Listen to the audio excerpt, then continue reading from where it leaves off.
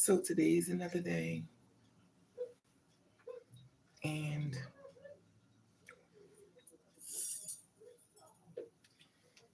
I'm back to my Noxzema, which is $7.49. I remember when Noxzema wasn't as expensive, but unfortunately, everything seems to be going up in the world instead of coming down. So I've used the Noxzema so many times, and obviously, as you can see, it's like you need some more Noxzema, girl. Yeah. Now, if you don't know me about me, I like the Noxzema because I know I don't like wearing makeup, and so I found a little Noxzema. So if you know anything about Noxzema, like if you've been following me, you like, oh, child, I already know. So put the Noxzema on, and if you're a person have bad skin, you don't wash it off. You put the Noxzema on your skin, and then if you have bad skin, it penetrates your skin, and also make sure if you have razor bumps, stuff like that, it'll take it away. Now I have a friend that had bad skin and stuff. I guess through shaving and stuff. His skin was so bad. So I told him, I said, just use Noxzema. Because he was about to wash it off. I said, no, don't wash it off. You take it and put in your skin and you don't wash it off. Because a lot of times, with these products and stuff, unless you're a person that just want to spend your money, I mean, go for it. But the ideal of it is that it works for your skin and stuff like that. And if you don't wash it off, it works even better. Let me get some tissue. You know,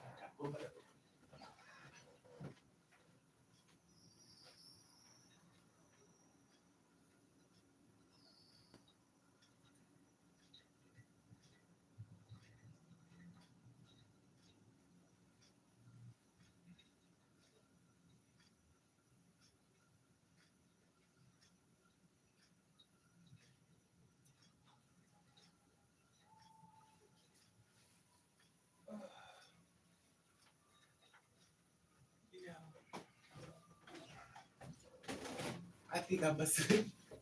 I think I must have been eating a lot because now, I don't know, my pants don't fit me right.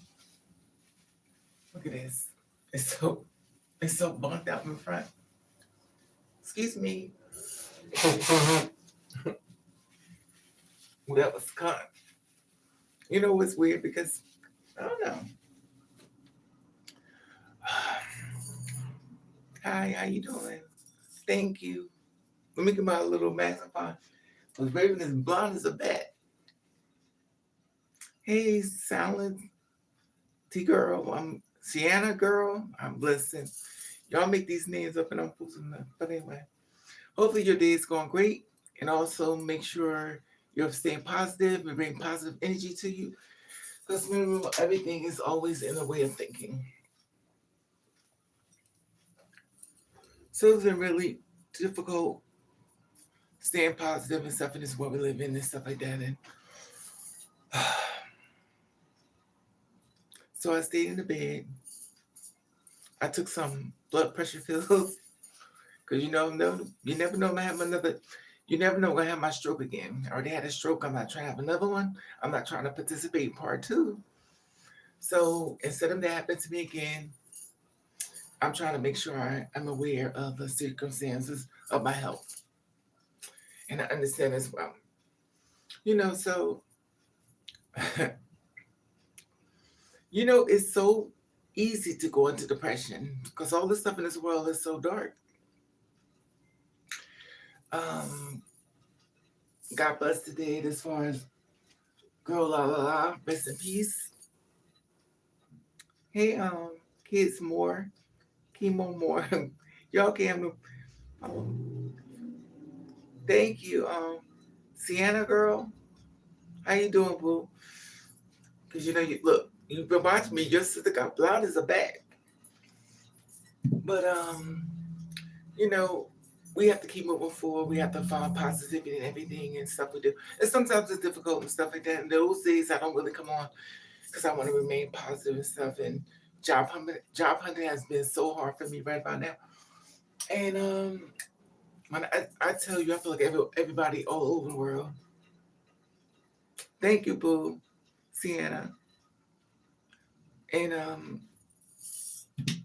I'm gonna tell you something about me. So me being a person that's been through a lot of stuff, most times people have, and sometimes you forget that you done things and stuff like that. And you know what's just crazy for me?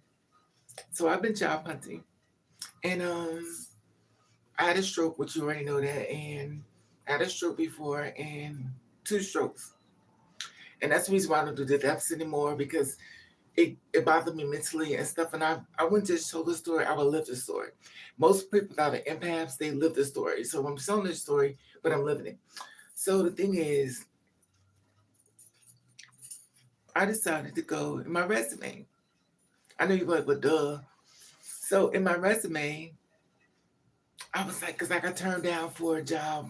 I got turned for a job pumping gas. I was like, listen, I feel like any job, if you're welcome to let me do it, I'll do it. And this guy said, would you work on a garbage truck? I said, listen, bills need to be paid. It's not a personal preference. You need the bills paid. Oh, I need these bills paid because it's not no we, it's me. So the thing is, I'm going through my resume. And after it's weird because some things happen for reasons. Sometimes it wakes you up. And then I got refused for pumping gas at Wawa. So I said to myself, I'm not even qualified to pump gas. I'm gonna put this thing up. So I'm not qualified to pump gas.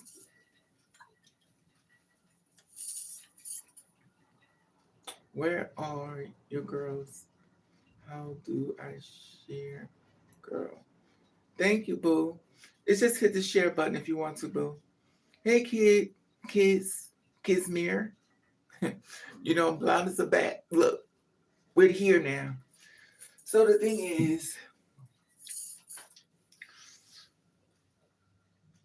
I don't know if anybody ever had a stroke. God forbid if you have, but you kind of lose some of your memory, and sometimes it affects your speech and stuff. And sometimes I stutter a lot because of my um brain, obviously. But and the thing that gets me is sometimes people have to finish my words and stuff. I never knew this stuff existed. I don't know if you could have a stroke or something. But the thing is, it did happen. I went to the doctor, I pills, stuff like that. But so I got rejected for a few persons, so I can't put. But the thing is, my sister said, girl, you're going to stop traffic. But listen, all I see is just trying to find a job. You're not trying to find a job that's, you're trying to pay bills. And I was like, well, she said, girl, they're not going to hire you. Girls don't pump gas. I was like, yes, they do. They was like, no, you can work in the cashier thing. And they rejected my applications. I was like, oh my God. So I can't pump gas. I'm like, listen, it's the most easy job you could do. Putting this out and then just pump the gas. And they said no. They rejected me. But they said on my thing, you got rejected. Okay. It's not like it's a shock to me. So I know it's like aha moment. So by me being rejected and stuff, and I go on this my resume and stuff, and I was like, why don't you do bartending? Now when I say that, I said, let me check the bartending thing. Now remind you, I have a certification for a bartender. I went certified everything for New York City, certified, got the license and everything, but didn't use it. I never used it. That's crazy. But so I was like, well, let me try for a job as a bartender.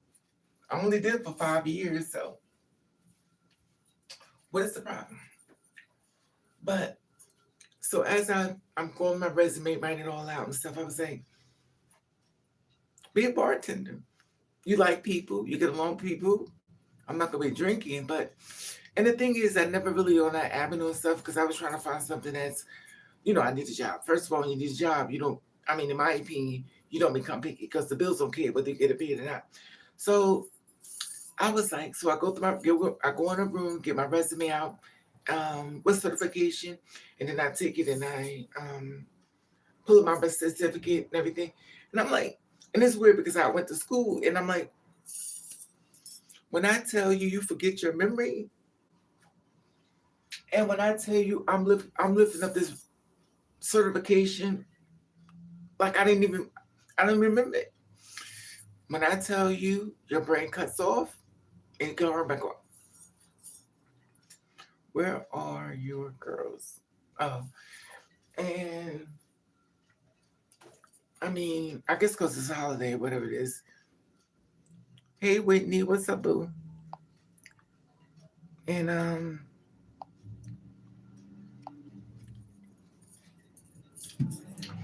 the thing is with me, it's a stupid thing because I don't like attention, which is crazy.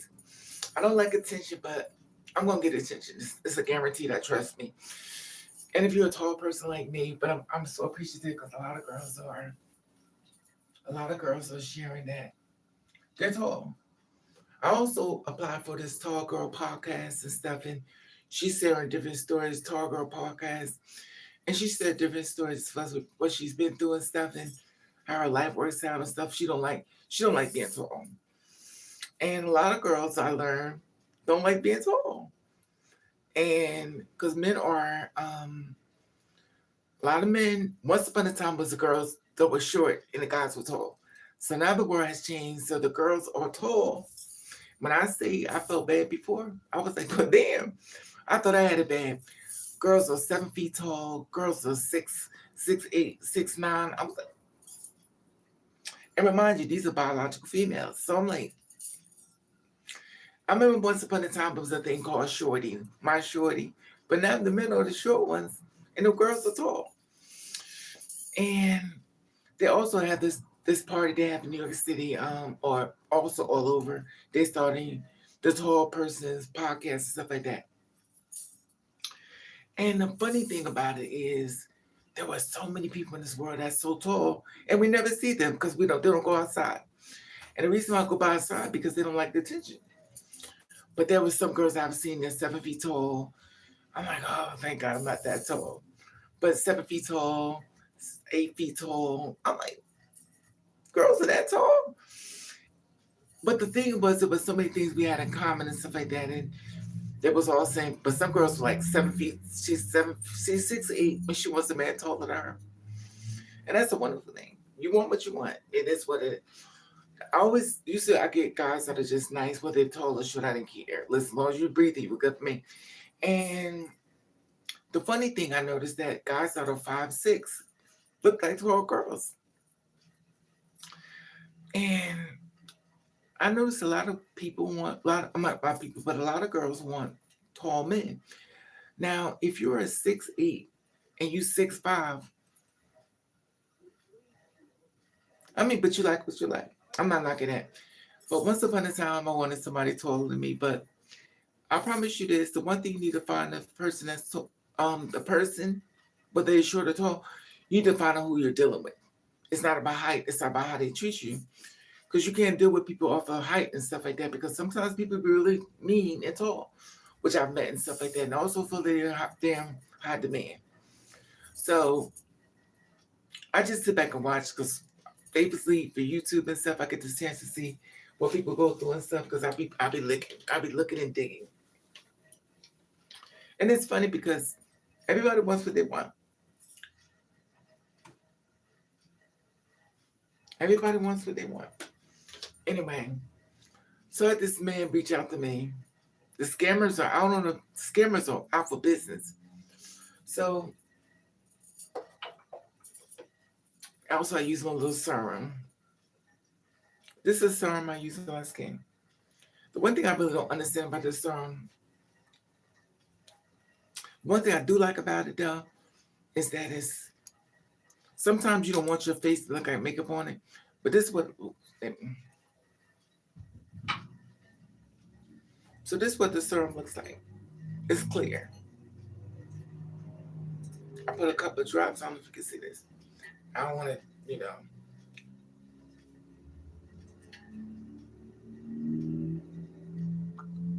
Y'all get the idea. I don't want to do it too much.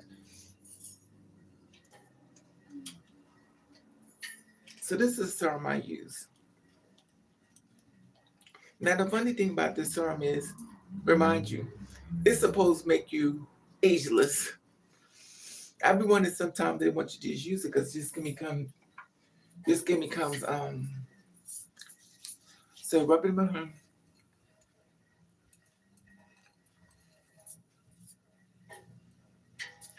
For some reason I like the wet look with the blonde hair.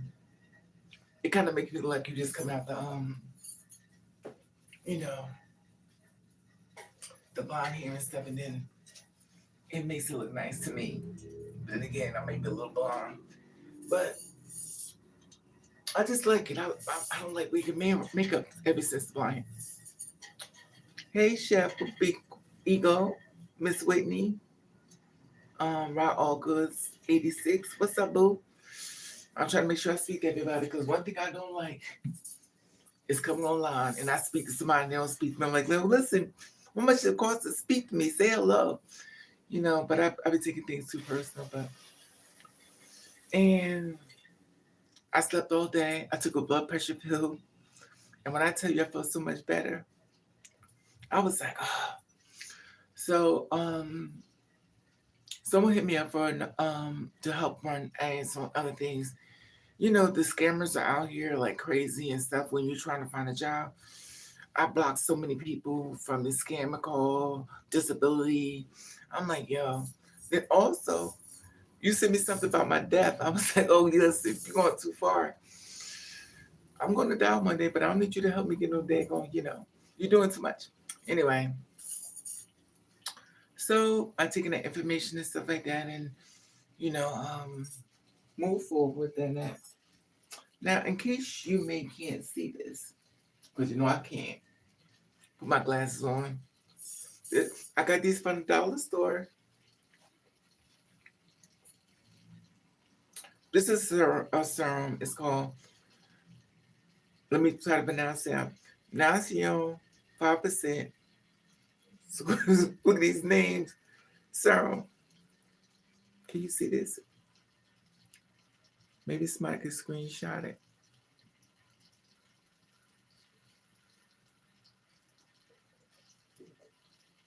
This is just in case you want to get it. Now, I got it from the dollar store. It's $1.29. And it's supposed to make sure you don't get wrinkles and stuff, which we know. I really don't have too many wrinkles, but they're coming. And I have to basically, if you're going to wrinkle up, you're going to wrinkle up anyway, because no matter what you use, it's going to wrinkle up. You could pray to God or just get your face pulled back, but beauty is just the only thing within your life. And if it don't work, just use some makeup and pat it on your face. But you know what? I appreciate the girls who wear makeup, but with me, I don't really like makeup because I feel like it makes it too fake. I like it when you're trying to, like when I was trying to do, get my little pencil and stuff, get your pencil, drawing your eyebrows and stuff. Obviously, I'm not doing that, but to each his own. Anybody likes anything. If you like it, I love it. And you move forward. What makes you happy? And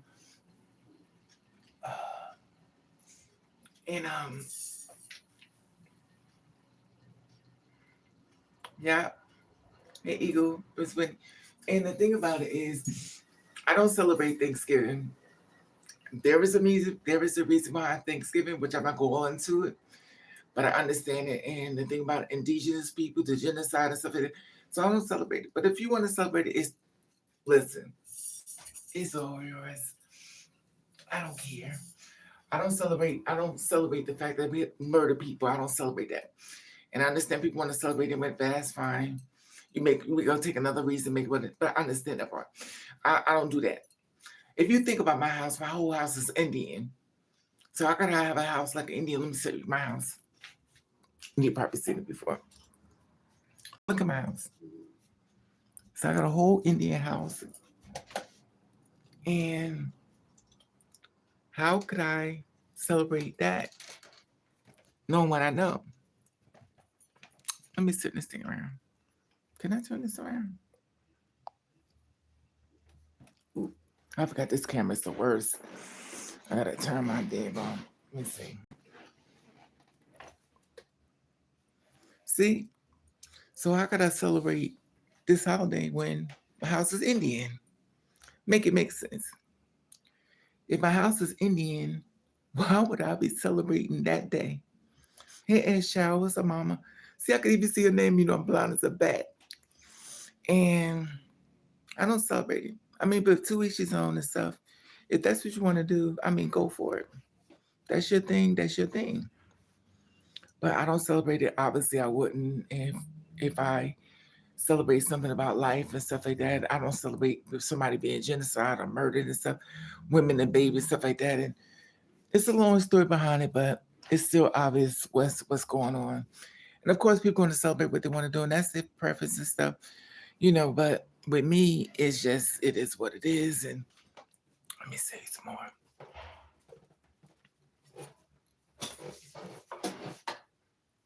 I mean,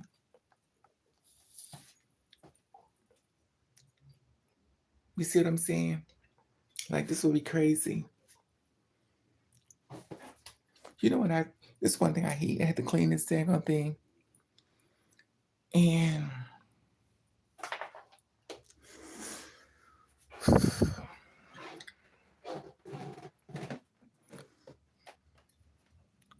see, even down here, look at this. You see what I'm saying? That's just crazy. Anyway.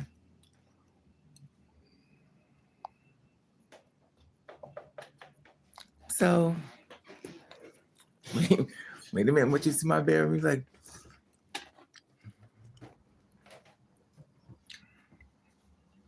anyway. So that's what we on this stuff. And I mean, it is what it is. So, we still remain in a positive mindset and stuff, and also not letting the darkness become too loud and stuff. And that's going on in this world. Because right about now, I don't know what's going on in this world. We're then married. And I had an interview. Someone hit me up for a Zoom call. When I tell you this world has changed completely, it has changed. So I get hit up for a Zoom call at 9 o'clock and asked me, can I join the Zoom call at 9:30? I said, okay. I said, the Zoom call, this is perfect. Because I'm lazy. So if you're not going to tell me I have to get on my bed to get washed up and dressed, and if you're going to Zoom call, I'm going to just take this part, put a little thing on, and just keep it hitting a little bit. I tell you one thing. Once I get some money, I'm definitely gonna get another phone because this phone is so dark. It's so dark. You can't even stand of it. And the other phone I had that broke and stuff because I was out in Hurricane Melissa, and she was like over my phone. She's like, "Give me your phone." I was like, "No, please, don't take my phone away." And she's like, "No, I'm sorry." You know, that's so weird because that's the same thing with somebody that I don't have a car. And this guy got mad at me because I was like, "Don't you hate when somebody start asking you stupid questions?" You're like, "Ugh." He said, "Understand your car broke down, but is it broke?" I don't have a car. So how do you get around? The same way I first got around when I didn't have a car. I used my feet. It didn't go away. The feet is still here. That means I have to walk. And if you're a person like me in the struggle, you will walk. It's not that bad. Sometimes we walk even more times than we wanted to, but it's not a big deal for me. Now, some girls won't walk, but I have to walk because if you don't have a car, guess you got to use your feet. But some girls will catch the bus or catch the, what's that, an Uber or a Lyft. They're not going to walk. I'm going to walk. I'll do anything to save $1. And the thing is, I'm walking. He was like, "Well, how do you carry your food?" There were shopping carts in the world before there was, like, why would you ask me this question? Because obviously I have to use the shopping cart, but so I was like, "Bah, let me go. I gotta go." So I got mad at me. I was listen. You're mad at me for not having a car. You're mad at me for not talking to you about how I get around. This is oppressing me. Anyway, and he was like, "Listen, I have to hang up because before I say something that's gonna be, I have to take back. I have to just hang up and listen. I'll talk to you later. And the thing is, I was like, why are you asking me these questions? Because it's common sense. If you don't have a car, guess what, dude? You have to walk.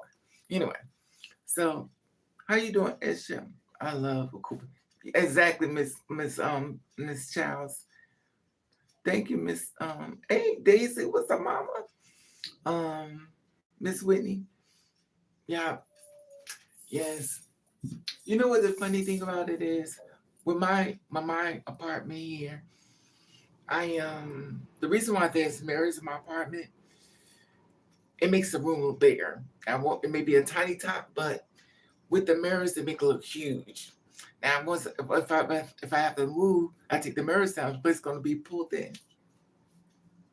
so it'll be down here. So instead of it being humongous, it won't be humongous. It's just it closes in. That's what the poor people do.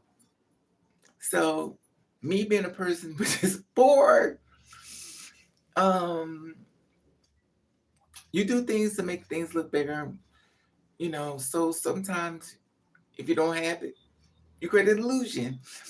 And but you know the weird thing about me, and I don't know if you do this too, but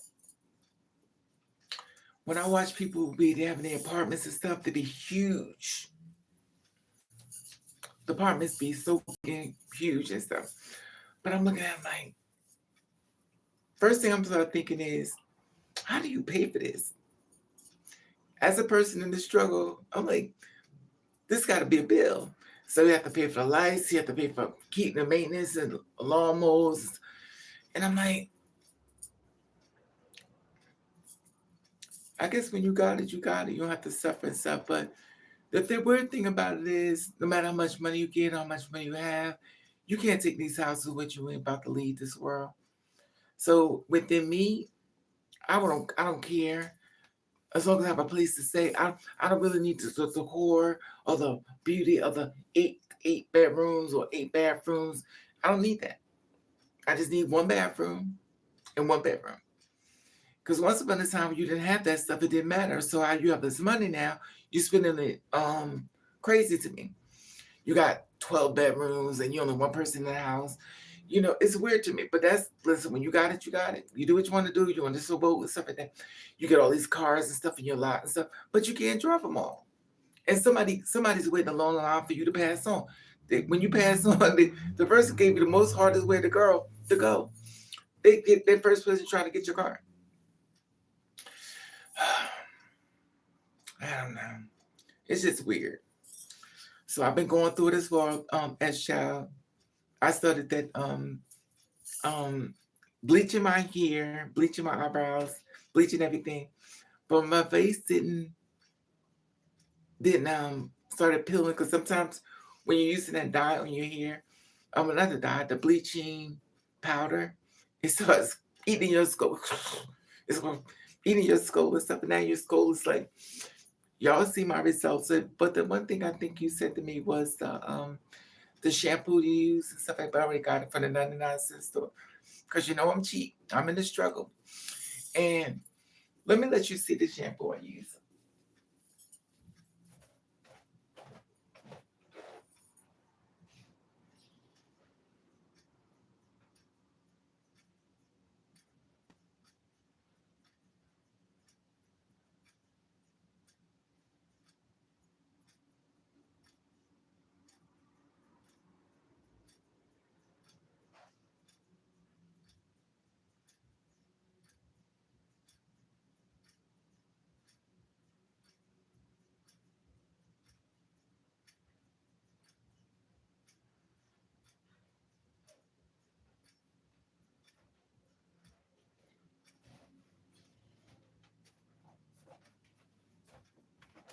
Okay. This is called the aloe vera. Let me put this in here. So this is the shampoo I use. Look, because I'm blonde as a bat. This is just a moisturizing shampoo. 2-in-1 moisturizer. Let me see. And when I tell you this stuff is amazing, it's 2-in-1 essential oil. Let me put my glasses on. Because I'm trying to read, and I'm blonde as a bat. and aloe vera, aloe vera, peppermint, pro vitamin B5, 2-in-1. That means it has a shampoo and conditioner together. Pro Silk Salon, 2-in-1. Now remind you, this costs $1. Look how big this thing is. $1. You go to the dollar store. I got it for $1. This is 2-in-1. That means the shampoo and conditioner is mixed together. I'm trying to as chef. And this is a conditioner. So I use this as a conditioner and stuff. This is a moisturizer conditioner. Now I wash my hair and then I use conditioner. Remind you, super conditioner. And I use sheer butter and coconut oil moisturizer in your skin.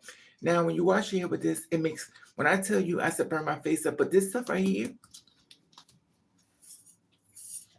it makes sure your face don't get burnt up. Now, when I tell you, I think with me is that I be stressed out sometimes, and I can't make up my mind with my hair because sometimes the black hair makes me depressed, the blonde hair makes me depressed. But when you're going through it, I really don't like nothing, and then I take and pull my hair back. You know, the wonderful thing about life is you have to be mindful of everything you're doing and stuff. Because sometimes through stress, you move, you navigate through stress. You have to be mindful of that. Oh, I'm stressed out. I don't like this color.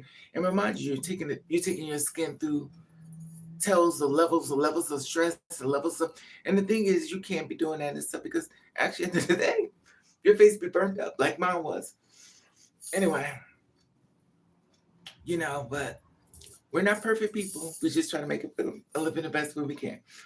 So remind you, next month, I have no money for rent, which is weird.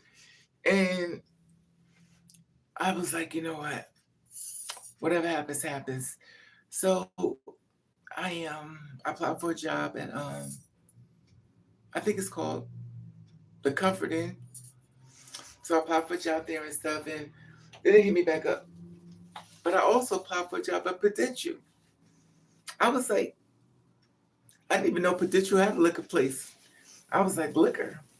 I was like, let me walk on faith, not by sight. Excuse me.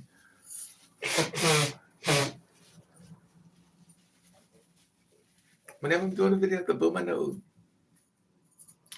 As you know, my keylord done shrunk all of that.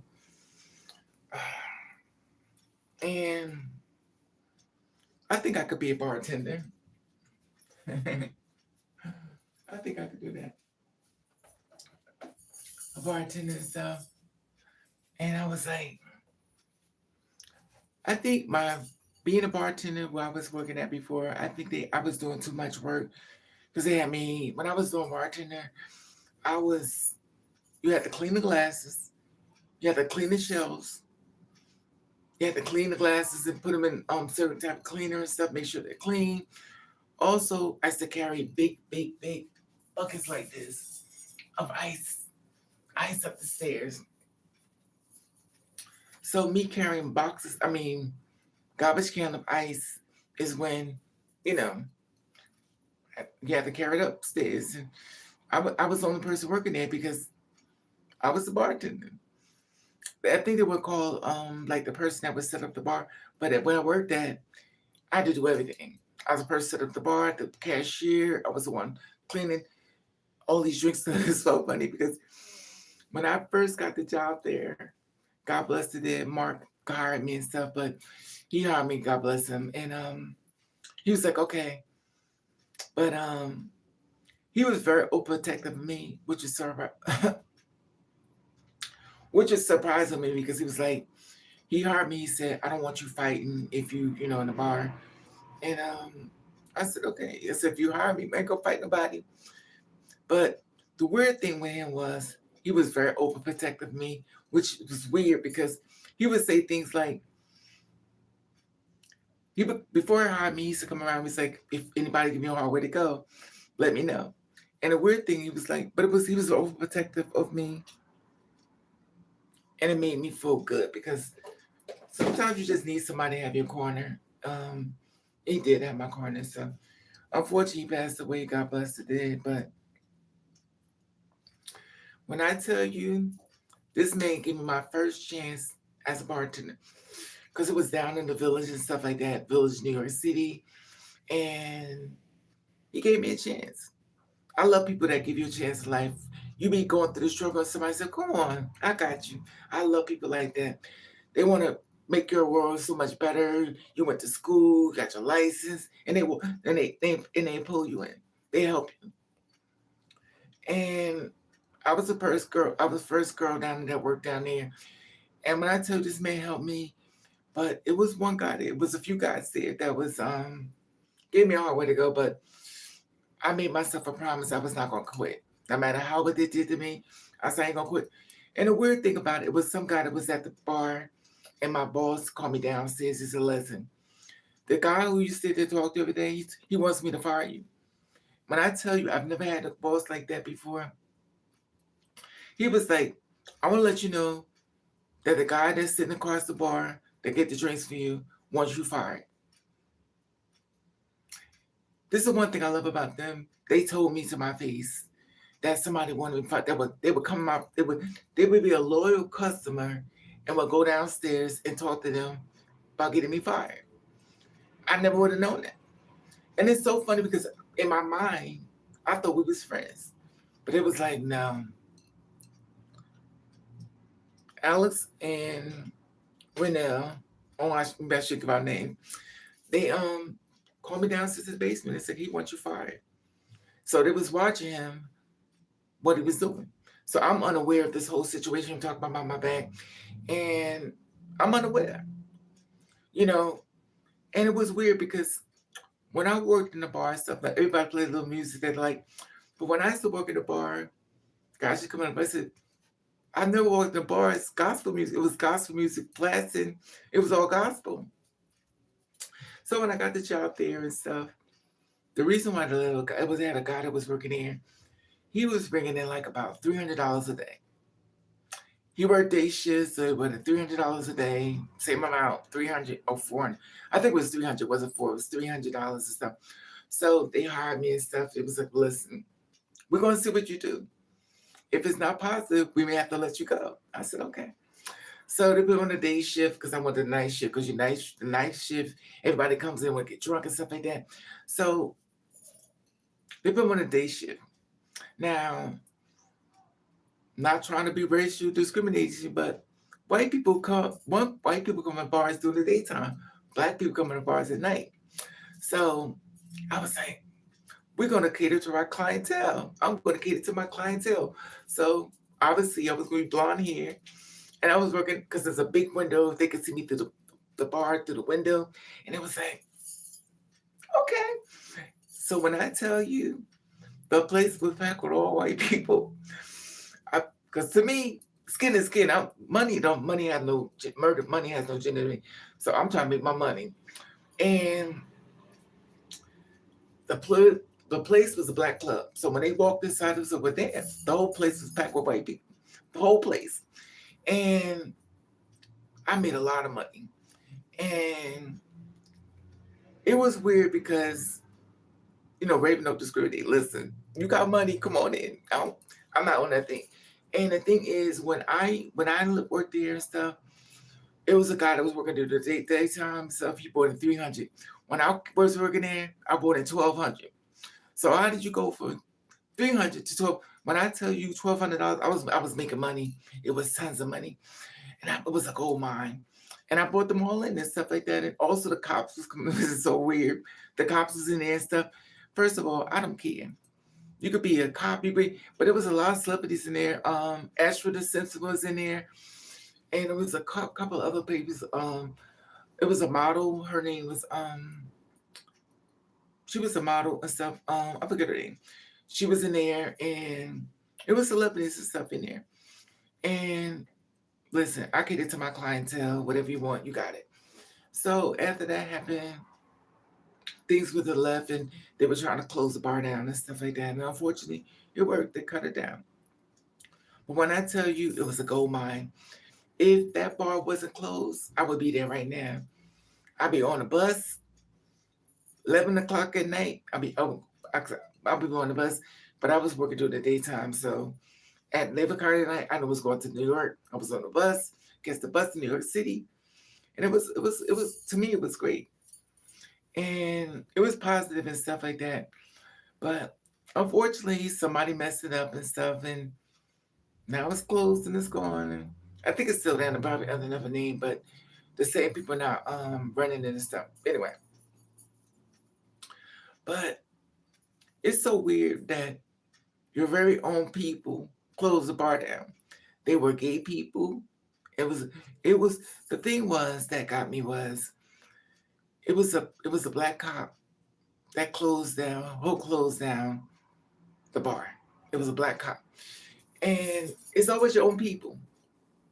The thing is, I understand the whole dynamic of bars and stuff now because I was very green. I didn't know a lot of stuff when it comes to bartending. Also, didn't a lot of know like things about black people, which is weird. Because with me, I thought black people did, they they smoke weed and that ate chicken. I didn't know black people snorted coke and stuff like that. I didn't know that stuff. But they used to walk the bathroom and I'd be like, come here, come here. They're like, oh my God, Raven, what are you doing? I was like, oh my God. I said, I didn't know this.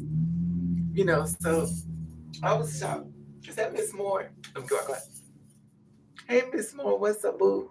Hey, Pharrell, Ferret. Happy Thanksgiving. Hey, Dark Killer, Dark Killers. How about you? I love you too. Love you all. You know, and that's the weird thing about it. And Raven ain't rap to say anyway, but when I tell you I would still be there, and they put me by the bathroom, they said they wanted me to sit by the bathroom because they didn't want people to going inside the bathroom doing drugs, stuff like that. And when I tell you, I sat by the bathroom and the customers got upset because I was by the bathroom. They said, why you not the bartender? Why you back here? I said, listen, it's a job to me. I'm not the kind of person that goes structure or you're supposed to just be doing this. No. I was sitting there with a certification and my license and stuff, but listen, when I go to workplace, I just help out. I don't say no, this is not my job description. Something. Listen, we all together trying to make money. To me, I don't understand the personalism that people say, well, that's not my job. To me, let's make money. Because the more money we make, the more popular we get, more people we're going to contact and stuff like that across the board. That's how I thought. But I'm going to tell you something. I sat by that bathroom. Somebody could do any drugs in there. People used to come inside there, give me 50s and $100. When I tell you, the best place to work is at the bar because they be drunk. People become very giving when they're drunk. Oh, I'm gonna give you $50. I'm gonna. I was like, yo. But the thing was, they would take the money and stick it in my bra. I was like, you can just hand it to me now. You stick the money in my bra. But listen, money is money. Whatever way you want to give it to me, but it was a very definite experience. And the weird thing about it was this one guy that used to come inside the bar. There's always one that got to start stuff up. He was come out of the bar. We would come out of the bar and he just stand up there and, he's got a line and stuff. And I'd be like, and the weird thing about him was somebody killed him. It's so weird. I will never understand how somebody could murder somebody, but we know the world moves on, whether I want to live in la la land or not. The world's still gonna move forward. And and then I try to get another job, doing that. So I have a following and stuff. I have a following. That means I have customers. But they didn't want me there. And that's fine. I think they're closed down now, but it's funny because the thing about it is by being a gay bar, they don't want girls like me working there because they wanted guys just to go there and work. So they wouldn't hire girls. They only hire guys. So they felt like if I was there, I'm going to bring more straight people into the bar instead of bringing gay people to bars. So presentation was very important to them. Listen, Not to me. To me, money is money. It's not about no damn gender. It's not about no. It's not. Money is money. And also, I had a woman following. I guess they didn't want the women either. I had a women follow. It was such a beautiful time. It was a beautiful day, and it would. The women used to ask me. It was the gay women would ask me why not come. Why don't I ever come to their club? And the weird thing is like they were supporting me, but I was like, I don't know if I should go on a. I, being discriminating, I was like, I never been to a lesbian club before, so what I'm supposed to do? They said, well, you come with us, we support you. Come on out here. I said, okay, listen, it's just a bar, so I'm just gonna go in. And when I tell you, going inside of a gay woman's bar, it's amazing. It felt like you was on what's that thing, hip hop Atlanta or whatever, and it was packed with old women, tall as me, beautiful women. And I was like, you come inside. I guess this is what the girls do when they go into a gay man bar. So I went in the bar and stuff, and how you walk in and you looking and stuff, and I'm like, so I'm looking at all these people. They're all women, women for women, and I'm like, these girls are beautiful. I would never think they were gay, and I'm like, so these girls are so beautiful. I mean, they would dress heels, everything to the nine, beautiful outfits. But black people could dress. And the thing is, I'm like, and I'm taken back because I'm like, I'm looking at them. I'm not supposed to be, but I'm looking because I'm surprised. Beautiful shoes, outfits, blouses. But one thing I know about women, they love the girls that got big thighs. So I'm looking at stuff and I'm like, they said, come on, Raven, let's get you a drink. I said, okay. I don't want to drink too much, so I'll be deep double eye. And this girl bought me a drink. This other girl bought me a drink. And I was like, when I tell you I had a nice time, but most of it I can't remember because I was drinking too much. Which is not very smart because I was driving. I was driving back then. And they got me so drunk. And one thing I shouldn't do, which I don't do no more, obviously, but I met this girl, and she was just as tall as me, and she grabbed my hand. I gave her a kiss. Why did I kiss her? I don't know. And the weird thing is, I realized that you are not responsible a lot of times when you're over drinking and stuff like that, and you meet people and stuff like that. And to this day, I would never know who she was. I never knew who she was, but all I know is she was brown skin. She had a big curly hairdo. That's all I remember. And she was tall as me. I was like, and I did meet another girl. But anyway, that's another story. But anyway, I came home. Now, mind you, I met this guy. We just came home from that prison shit don't be on me so much. The fun thing about me, I could find a guy from prison. I could find him. I could just scope it out. It could be a place, an establishment of billionaires and millionaires, something like that. But there will be a guy from prison. I never talked to them. I go straight to them.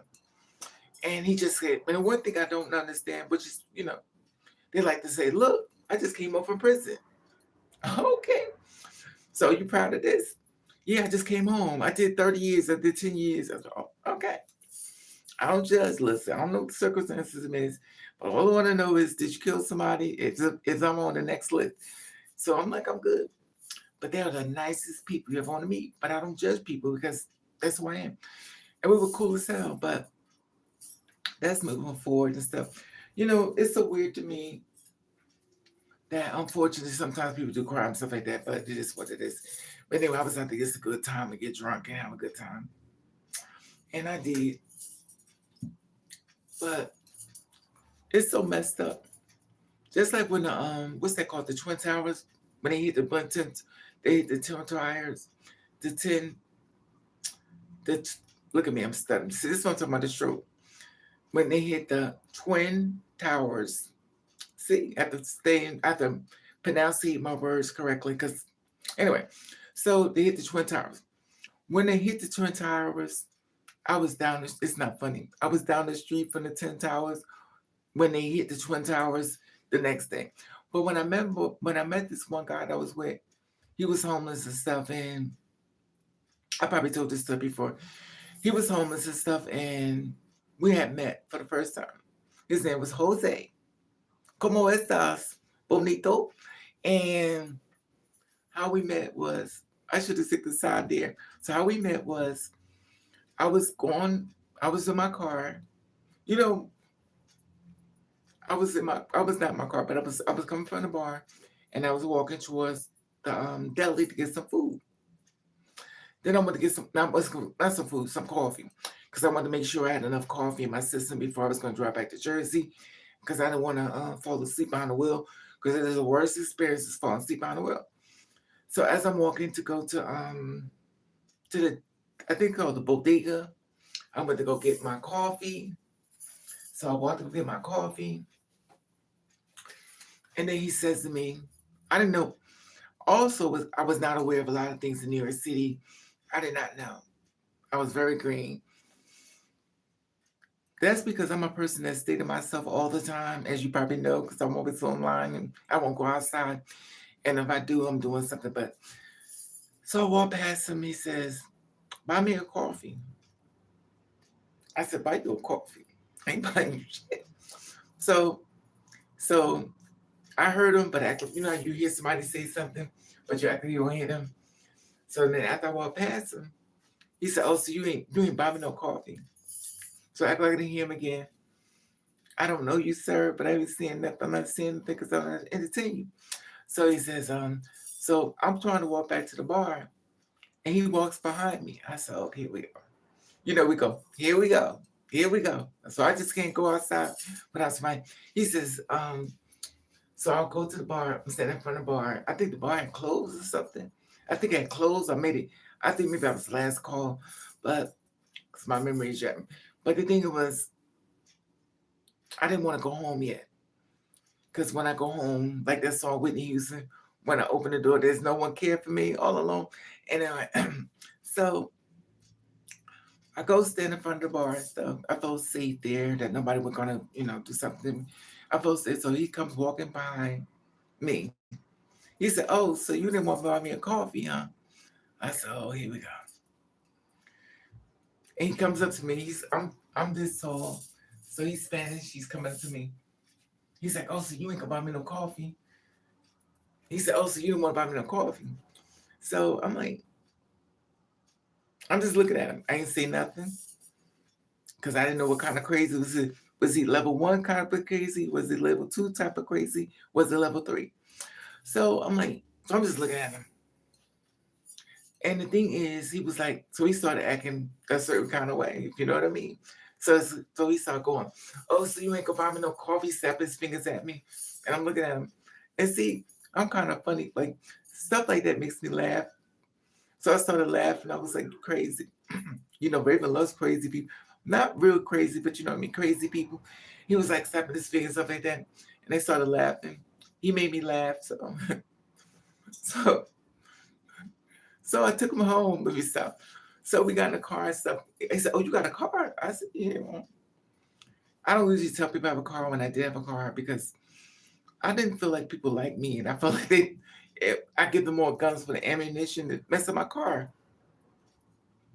So we started talking and stuff like that. And then we had a good conversation and stuff. And remind you, I had a boyfriend. But we was having so many problems as far as him and I. Because this was the thing. My apartment, my house was being attacked. There was attack in my house and stuff. And at the time, I told my boyfriend what was going on. So instead of him cuddling me or going through with me, he went to go be with his family. So I was like, how are you going to leave me with them attacking our place and just leave me? Left me to fend for myself. And he went to go be with his family, stuff like that. So when I met Jose, I was like, okay. Now remind you, Jose was homeless. And I didn't care if he was homeless, but I just wanted to treat me right. And So then the next day, the Twin Towers were knocked down. We was right there in the village. And the weird thing is, as it was attacked the next day, but me by being down all the time, I guess nosy, I went down into the Twin Towers. And when I tell you, you could feel the spirit in the air. You could feel their spirits. That was, I mean, the presence of the spirit was so strong. And I'm down there about the debris and everything, when I tell you, when they attacked the Twin Towers, debris was all the way up like this and stuff. You could smell it in the air and stuff like that. It was crazy. And I shouldn't have been down there, but my nosy bitch. But it felt like I just didn't want to be home. And it was sad. It was very sad and stuff. And when I saw the footage of people jumping out the buildings and stuff, now, when I applied for a job there in the Twin Towers, I don't think people really know the whole format of going in the Twin Towers with the elevator and stuff. Now, I'm very uncomfortable with the elevators and stuff like that when it goes to a certain degree, but it would go all up to, I think, it would go all the way up to, I think, the 20th floor. I'm not really sure exactly because right, but I think it went all the way up to like the 20th floor or the 13th floor or the 14th floor, and you would have to walk down the hallway. You get off the elevator, and you have to walk down the hallway, and then catch another elevator to go all the way up to the top. Now, remind you, this is for a temp agency. I went for a job. I went there 3 times, and I kept saying to myself, I was like, is this building supposed to shift? I was like, this building fuck is gonna fall. They told me, they said, no, the building don't fall, it shifts. I said, oh, hell no. I said, this building won't fall. Now, I'm curious about how thing. I cried today. It's horrible. It was horrible as jump. And the weird thing was, this is how the building was. So, this is before 9/11, but the building would do this. I was like, is this building supposed to? They said, no, it's supposed to shift. I said, you can tell anybody else anything. Listen, this is my receipt. So the building is doing it.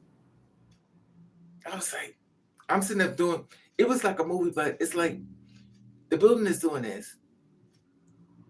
And I was like, well, so I looked out the window because my nosy bitch. I was like, when I tell you, all you can see is dots. I said, those people, I'm looking out the window because I'm like, the building is shifting. You're trying to tell me that the building shifts, so it won't.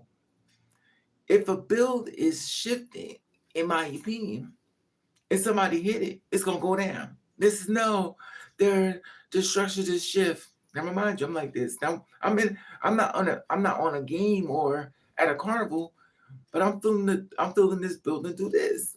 It's yours, it's like that.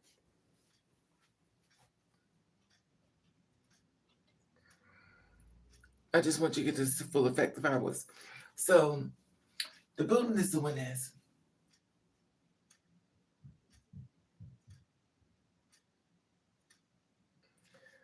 So how am I supposed to feel comfortable with you doing this? And you doing this, I said, well, because I have questions, and they gave me answers, but somebody tell you something like, and I was told that the building shifts. They said no, they're built to shift. I said no, they're not. Now my thing as a person who raised children, if you raise a child and stuff like that, you kind of understand what I'm about to say. So if you raise children as a little kid and stuff, when their teeth come out, their teeth come like this, and you can pull their teeth out. So when you get a little string, put on their teeth and pull it out. So in my head, I'm thinking the teeth, and if it's loose, the teeth is loose. You can pull it out. Now, with me, I'm thinking, if somebody hit this tooth in that building, it's gonna go down. Oh no, it don't. That's not how it goes. I said, I said no, you can't. me as a person already has this example in my mind. I raise children, I watch this stuff like that, and taking teeth out their mouth and putting a little string around their mouth and closing the door, then their teeth come out. That example to me was, if somebody hit this building's going down. When I tell you the way that building came down, it's not a surprise to me. And the weird thing was, I was trying to get hired there twice, but it didn't pick me. And I don't even know if the people got out there trying to hire me there, but I felt like, I guess they have to secure people with a lie, but I wasn't surprised that it went down. It was like, oh, it was dynamite and stuff like that. And so maybe it was. I'm not gonna say not, because I'm not sure, because I know, if you're criminal minded, clearly different things. But to me, I thought this, if somebody hit it long hard enough, it's gonna come down. So when the first plane hit it, it didn't come down quickly. But when the second plane hit it, it went down. Because I knew when it did math is mathing, it went down. And the thing that gets me is, you're trying to tell me something, so I was right. So you're trying to tell me something opposite. And this other girl I was talking to, she said she was outside, because it was a long time to get down to the bottom. She was outside and some debris started coming down. And remind you, they had little kids in a nursery downstairs at the bottom of the floor. They had little kids, a little nursery for people who have children and stuff like that to go outside. It's almost impossible to get out of there. It was almost impossible to get out of there, the Twin Towers. Remind you, you took a long time to get down to the bottom. Then also when you got down to the bottom, you had to go through these doors, security doors, to go to the levels. It was like it was no end. The weird thing was, the glass was real strong and thick and stuff. It was impossible. It was impossible to survive that. I felt really bad for people jumping out the window. You know, it's so horrible, but I guess it got so hot. People were panicking. They bust the window to try to get up. The windows were so thick. They were so thick. And for the windows to be thick, you have to throw a chair through it. It wasn't like a regular window, so they were sturdy. People try to bust it with the chairs, and when I tell you that had to be a nightmare. I just had to be a nightmare, because at this point your life is flashing right before you know what's going to happen. Your life is flashing right before your very eyes. And so, hey, January. And the thing is, all you could do is sit there and wait. And on top of that, you can't jump in the elevator and stuff like that, because the building is shifting. And it's also been when I tell you that was a nightmare. And for me to be down there at that time, I seen it. And the weird thing, I saw I didn't see as far as happening, but I've been there so many times for job interviews. And it kept telling me, we need more information. I said, well, and I tried my best to get a job there. It was in the Twin Tower. They wouldn't hire me. I said, well, thank you for not hiring me, because, but I don't even know if the people that I interviewed with, did they make it out and stuff. And I know I interviewed with this one man, and at that time, I went for two interviews. They wouldn't hire me though. But it is what it is. I guess it was like, well, bitch, you complaining too much. You gotta go. I said, this is gonna fall. I guess it was like, no, you complaining too much. But I'm like, you can tell me anything, but you can't piss on me and tell me it's just raining. I don't believe everything. But by me being there, I kept saying, this building gonna fall. They was like, no, it's not. These buildings are made to shift. I was, mm-mm. And it was convinced me. I said, this building gonna fall. They was like, no, the buildings are made to shift. I said, You can tell other people, if you're a person like me, have trust issues, you're like, But still, you say, well, Raven, did you try to fight again? No. I said, because you try to fall. It's just weird, but God bless the dead. That was horrible for them to go through what they went through and stuff like that, and children with their parents and stuff like that. And they went through so much. To me, that's devastating. I don't know why I'm even talking about that, but it's also hearing those phone calls from people saying, uh, I don't want to come too depressed, but excuse me.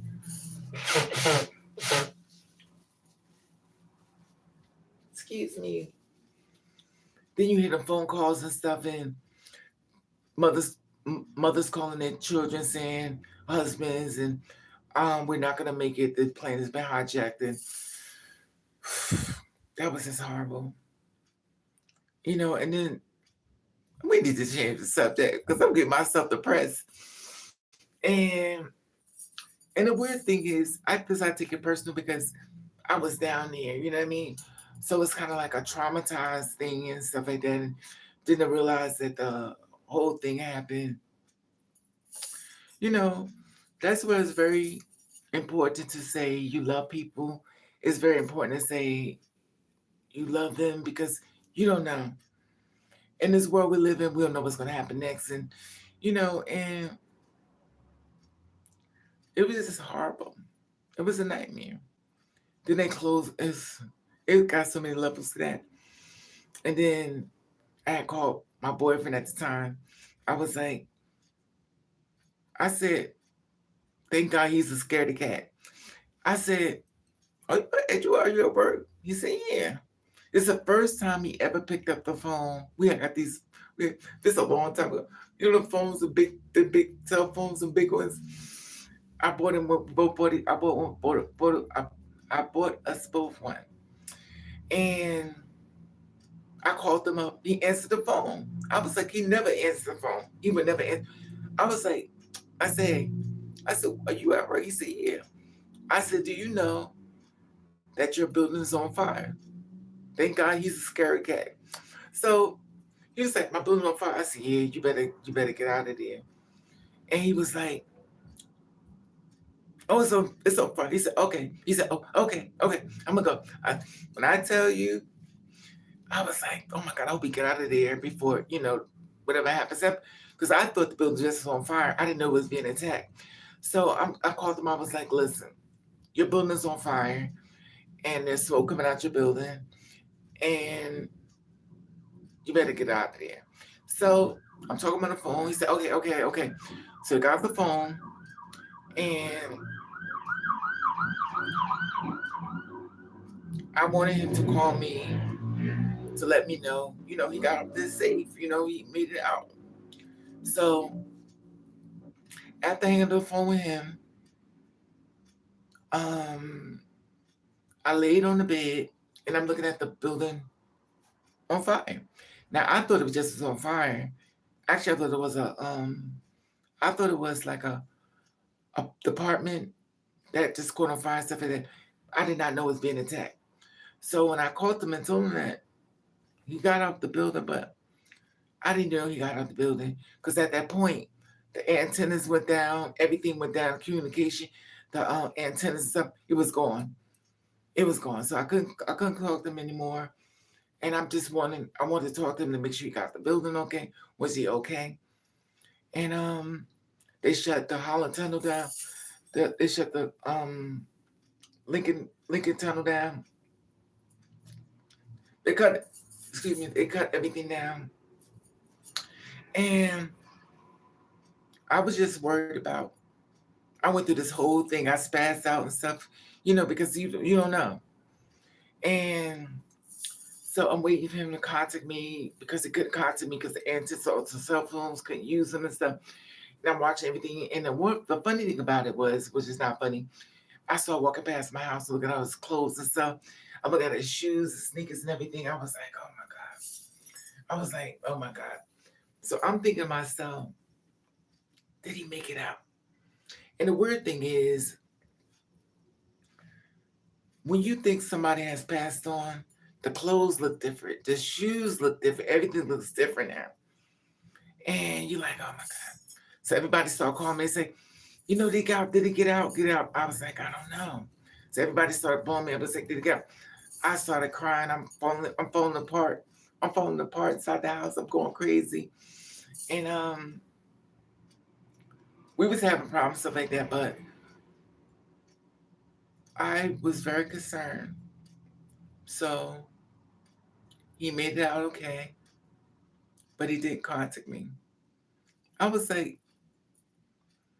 I'm in the house going crazy because the phones came on, he didn't contact me. I'm in the house going crazy. Everybody called me up and you hear all this voice about everybody's calling you up saying they get out okay, they get out okay. And I'm crying, I'm going through it and stuff. And then at one point, I kind of snapped a little bit. So I jumped in my car.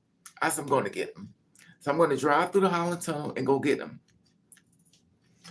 I'm panicking. I'm losing my mind. So they say, no, Raven, don't jump in your car. Don't go. They said they're going to shoot you. They said they're going to shoot you if you try to go through. I said, I'm going to get him. I said, I'm just got to get shot. I'm going to get him. So I'm going to go through the Holland Tunnel. I'm going to run my car through the Holland Tunnel. I'm going to get him. And they said they're going to shoot you, Raven. They're going to think you're a terrorist. I was like, and I stood in the car. The car is still running, still aimed towards the tunnel for going down to get him. And I'm in the car. I'm falling apart. I'm at this point. I jumped out of my body because I wanted to go that way he's at. So I'm going through it. I'm in the car crying. And it's so funny. Everybody's like, so I'm going through it and stuff, and I just sit in the car. And then I realized the car is running. I never cut the car off. I just was sitting in the car. I was in full shock. Like I just could not believe somebody was passing away from the Twin Towers. I couldn't take it in. I couldn't take it. My mind couldn't digest the whole thing that was happening. And I sit in the car. Then my friends called me. They was like, Raven, go in the house. I was like, and when somebody says go in the house, you feel defeated. Like, it's like you like this. You like, and you like, it's like somebody push you like, and I was going through it. So I'm like, is he dead? Is he alive? I'm going through it. My mind is, people kept calling me and calling. The more they called me, the more I went crazy. And I was going through it.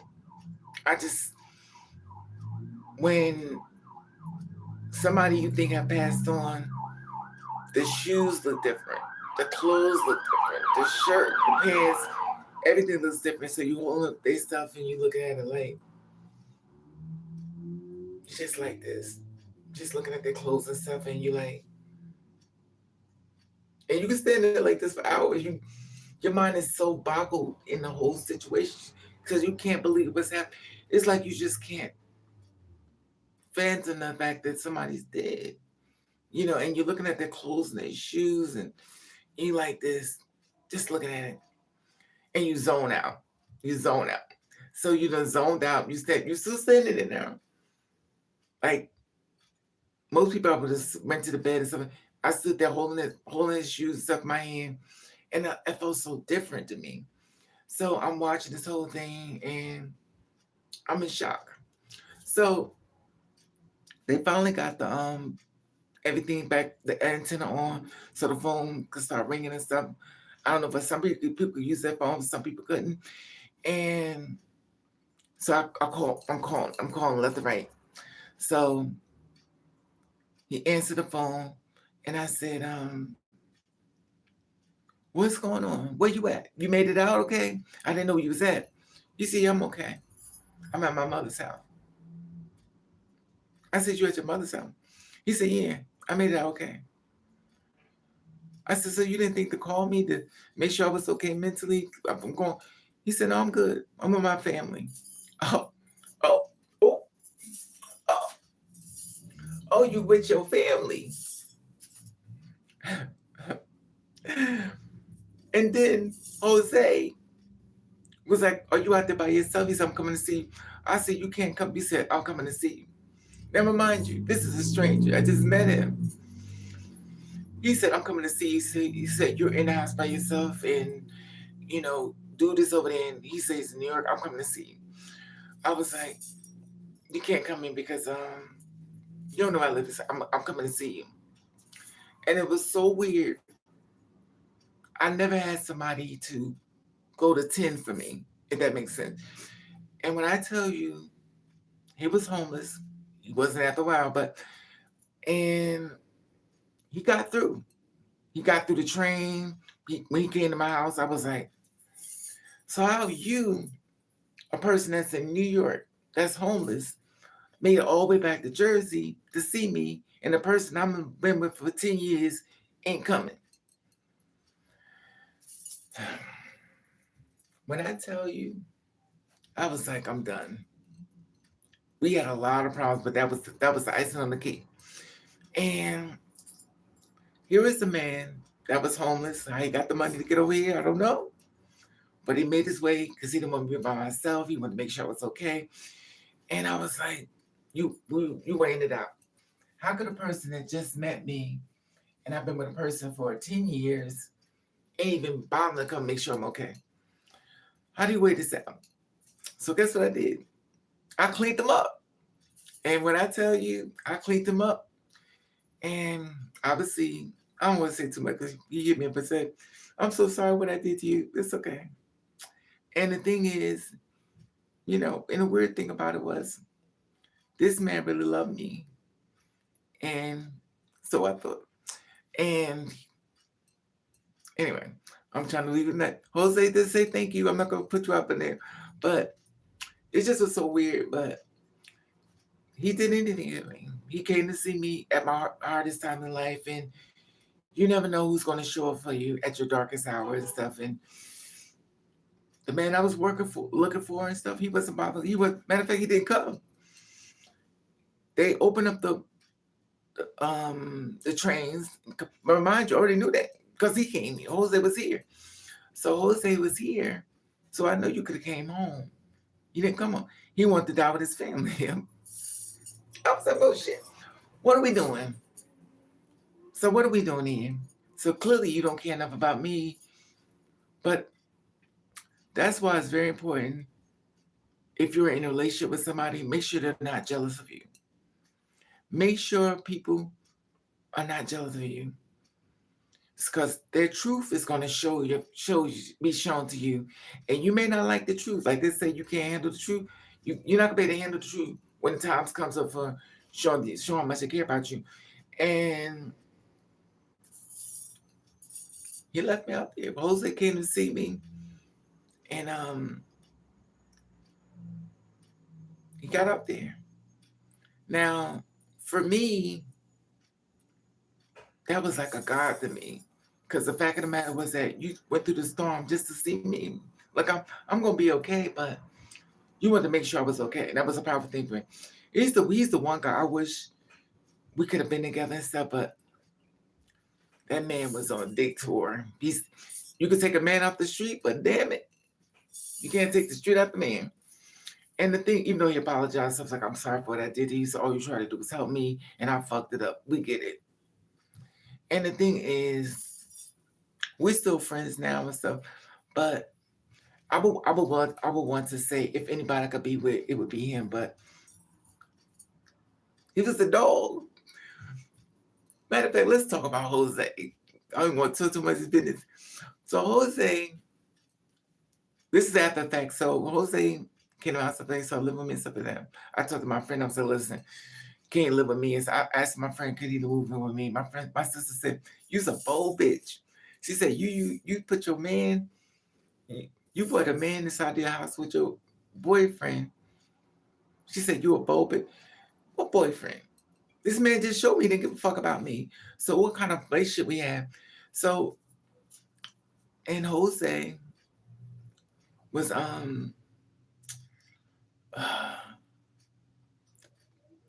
Jose was a mess. Jose liked to smoke weed. I don't smoke weed. He would smoke weed so much his lips were purple. I said, Jose. So when I went to my job, I asked the owner of the lawyer's office, can I help my brother?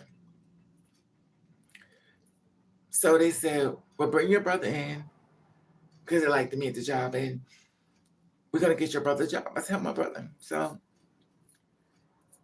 here is the man, homeless. I got him a job working inside the lawyer's firm, a lawyer and stuff like that. And I took him from the streets. I got him clothes so he could look nice, and shoes and sneakers and sweaters, and I cleaned them up. That's one thing about the girls. We could clean the man up. And when I tell you this man cheated on me every goddamn chance he got, I was like, he's like, I don't know what is about you. You always catch me. And the thing is, I got you a job. Your whole look is different. Everybody, his friends on the street was like, damn, he looks good. His skin was beautiful. Everything, his lips was back to being pink. And he cheated on me. He cheated on me with 5 girls. I was like, at some point you just go. You don't even say no, just go. So he cheated me 5 girls, stuff like that. So no matter what I did, he had, I guess the street was in him. And now he lives in, I don't want to say that too much, but it is what it is. But people go through trials and tribulations. So maybe even though I could show him a different light and stuff like that, you went from homeless to working into a lawyer's firm, and people didn't know your backstory and stuff like that, because I'm a protector. And then he don't now. And I think the last time he cheated on me at that time, this is years ago, of course. At that time, I came to see him and stuff, and he didn't answer the door, which is always a sign something's going on. So he didn't answer the door, and then I'm knocking on the door, and he didn't answer, because I had put him out, so he got a place to stay. He was living in like a rooming house. I didn't even know they had rooming houses, but he got an apartment in rooming house and stuff like that, and that would be a much more better way for him to. We were still together, even though moved into a rooming house, and the rent was real cheap, and I don't think anybody could get a room. I don't really know too much about the rooming house, but the rooming house is just rooms. It was just rooms. I was not aware of this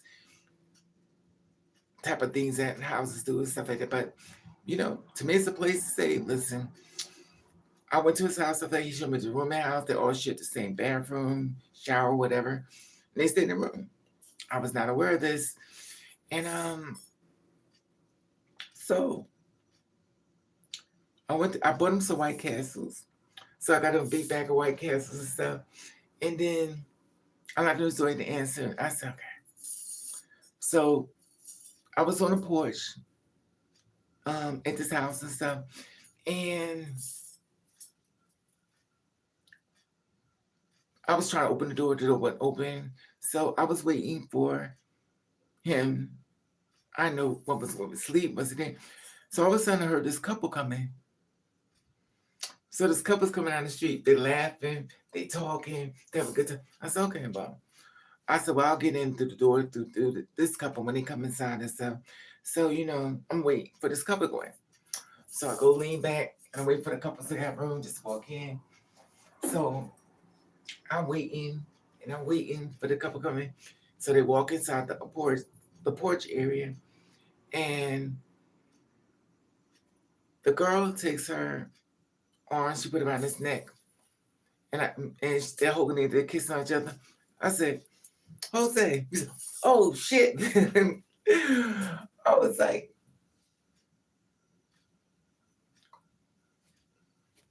he turned around, he said, oh shit.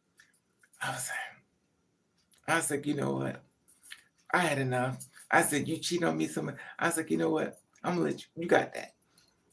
Go ahead and be upset with your girlfriend. He said, that's not my girl. And then the girl was like,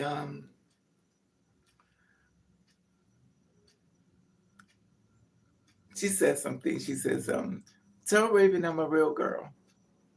He said, she ain't gonna believe that shit.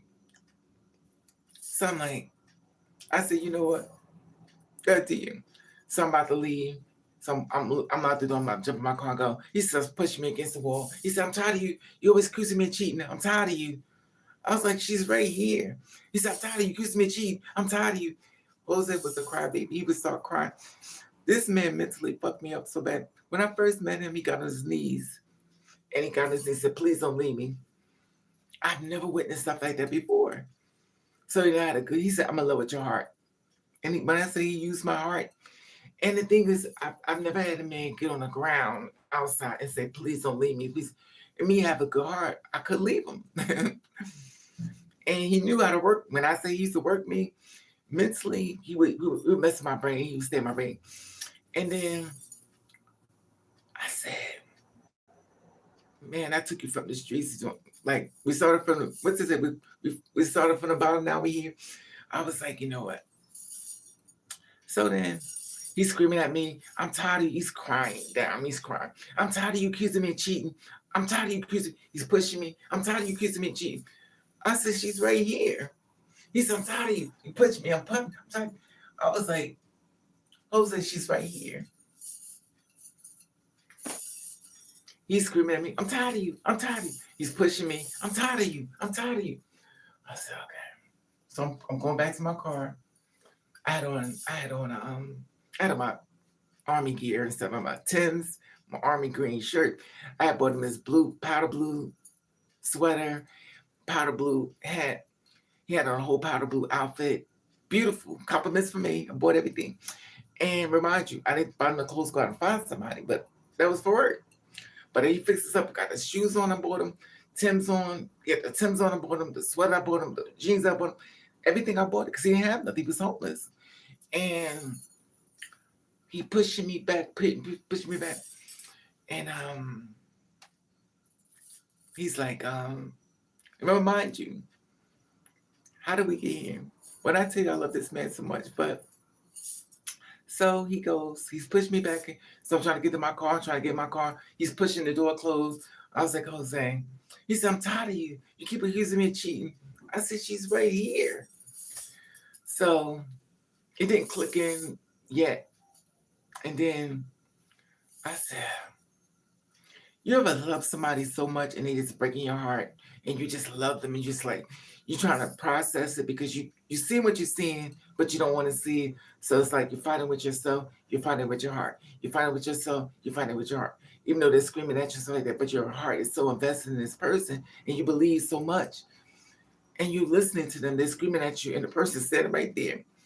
So I'm looking at him, my heart is so invested in him. And then I said, he's still pushing at me and stuff like that. So he says, I said, since y'all gonna be together, go be together. I'm good. So he pushed me against the car and stuff, and then I said, wait a minute, before you go, let me give you something. Ow, in the face. When I tell you the blood went everywhere.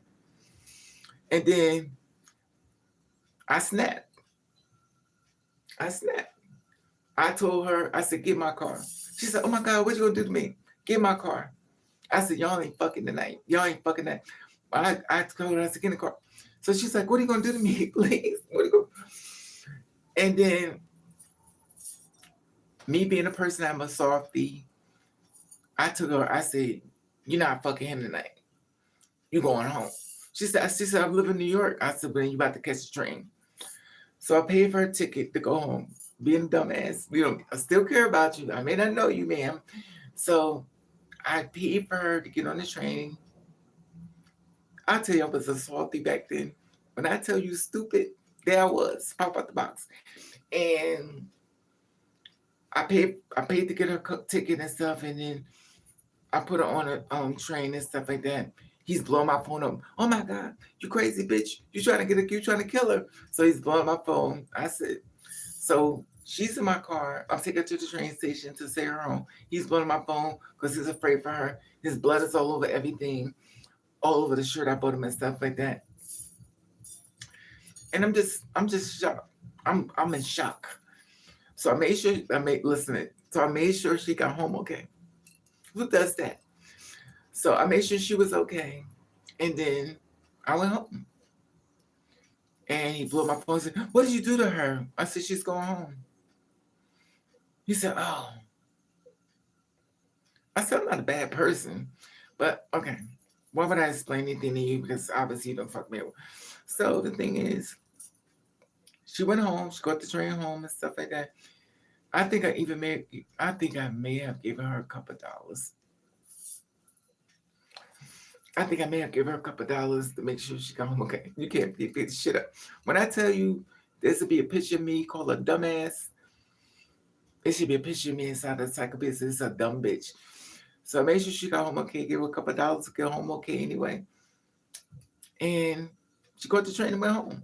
I went home and got in the bed, heartbroken, still in shock. And that was it. And after that, you would think that would leave men alone for good. I've been shit on so many times. It's weird because anyway, I don't want to go too much into telling this business, but it was just weird. And I talked to him since then and stuff. He hit me up and stuff, apologies and stuff. If I would have just stayed with you, things would have been totally different for me.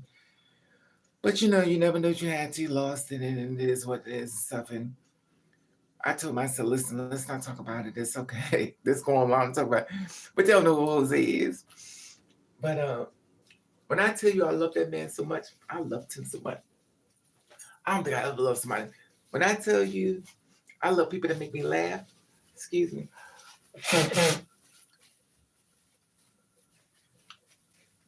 He was the funniest guy I ever met in my life. He was so funny. I could be around this man all day. I didn't need the TV. I didn't need nothing. He used to act crazy all the time. I was just watching. And it was funny to me. But I always wish that he wasn't such a cheater. But he couldn't stop cheating. No matter what I did, no matter how much I did, he wanted sex.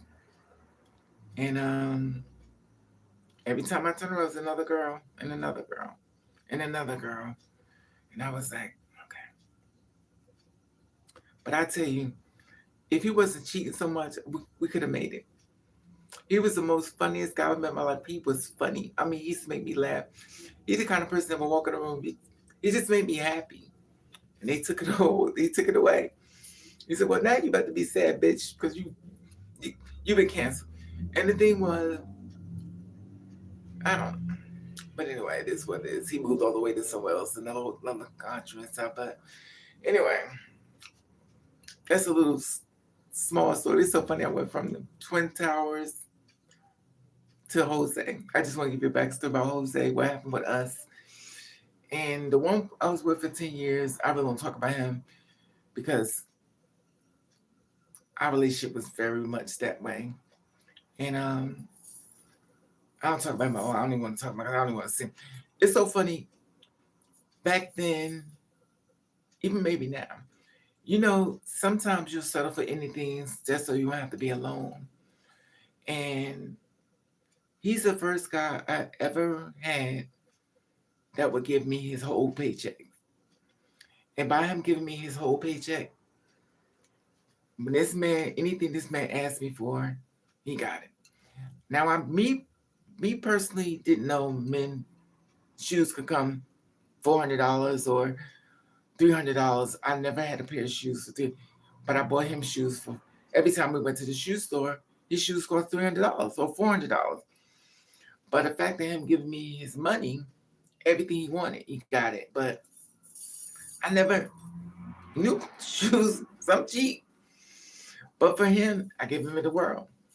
And the funny thing was, I don't want to tell his business though, but it was definitely we didn't have any affection in the relationship. I'm not gonna say too much about that, but he didn't like you touching him. He didn't want you to touch him at all. So how do you miss somebody that didn't allow you to touch them? You get somebody dumb like me that just the fact that you wanna, so I don't have to be alone. You take anything you get, because as long as I have to be alone, just do what you want. But he didn't. I was about to say, but he didn't cheat on me. But anyway, It is what it is. Anyway, I'm just glad to sharing this with you, giving you some more damn business. But I think the fact with me was I just didn't want to be alone. I didn't want to be alone. If you didn't cheat on me and stay with me, I stay with you. And I'll give you the world. And I have more morals now. So if a person don't show me affection, I don't stay with them. I think the fact of the matter is that when you suffer from affection and stuff like that, and the fact that you want somebody, as long as they don't beat on you and cheat on you, as long as they're there, you accept that. Now, I gave up the fact of affection. I gave up the fact I couldn't touch you. I gave it all up. And the thing is, when I decided to leave him, since Jose came into the picture, he started crying. He said, well, why are you leaving? I said, do you realize I'm not allowed to touch you? I stayed with you for 10 years. I didn't touch you because you didn't want me to touch you. But I stayed because you didn't leave me. And I stayed. I didn't like it, but I didn't have to be alone. So I took anything I could get. And I took anything I could get. Obviously, it was a price to pay. And mentally, it fucked me up. And the first time when Jose kissed me, that's when I woke up. That's all it took was a kiss. I haven't been kissed in years, and he kissed me. And I was like, I'm good. And that's Jose. There's certain people out there that know your spirit, they know your heart, they know how to work it. They know that you're lonely for love, you're lonely for affection. And if you don't get it, you could pull somebody. And it was pretty much easy for me to go his way. I just didn't know the rules of the mind game. And I have this whole delusional way of thinking, or gullible, or stupid as hell. So in my mind, as long as you was not cheating on me, beating on me, I'll stay.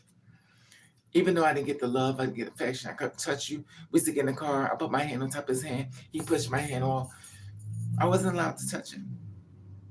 If I was trying to dance, I wasn't allowed to dance. I wasn't allowed nothing. And even though you could get comfortable with that, no affection at all, I guess he was getting me prepared for my life. No affection at all.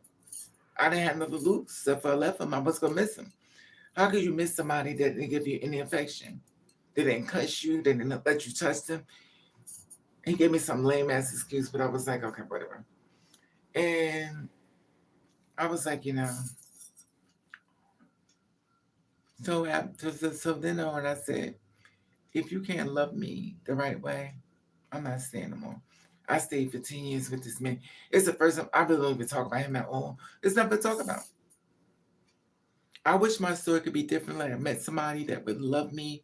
It's not much for me to ask for, but if they don't want to give it to you, what are they going to take it? You can't make somebody love you if they don't want to love you. They don't want to love you. But the thing is, it's weird. It's so weird because you find secure places to balance it out that you're not getting the love that you want or deserve and stuff like that. So you cancel it. You look at things another way or different avenues, stuff like that, and you move forward. It's not what you want, but you just take it. That's why I feel bad for people in marriages and stuff like that and try to stay for the family and stuff like that. And you're broken. You're so broken. You're so incomplete. Also, I feel bad for men that want to be with men, but be with a woman, but don't want the woman. And get mad at her because he couldn't stand up to his parents and fulfill his life the way he wanted to fulfill it. So now she has to pay, or he has to pay. I've talked to people, I've talked to females, a lot of females. They're with men that they don't want.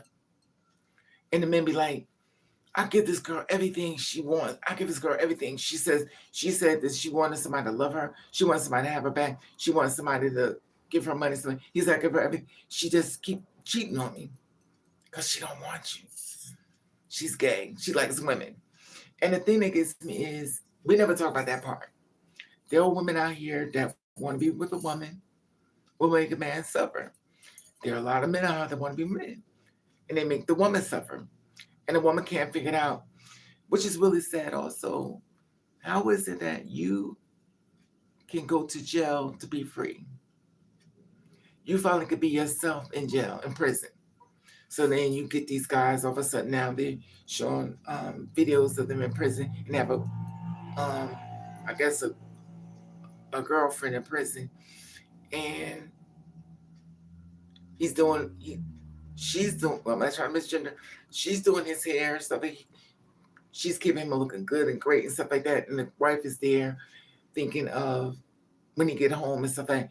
He's in prison with a full girl, not a full girl, you know what I mean? A two-spirit woman. And he's happy. In fact, he don't want to come home because he's in love with her. And she be like, well, I don't understand why he just keep going to prison. What is it? Who's the prison that makes him? He's happy there. He can finally be free.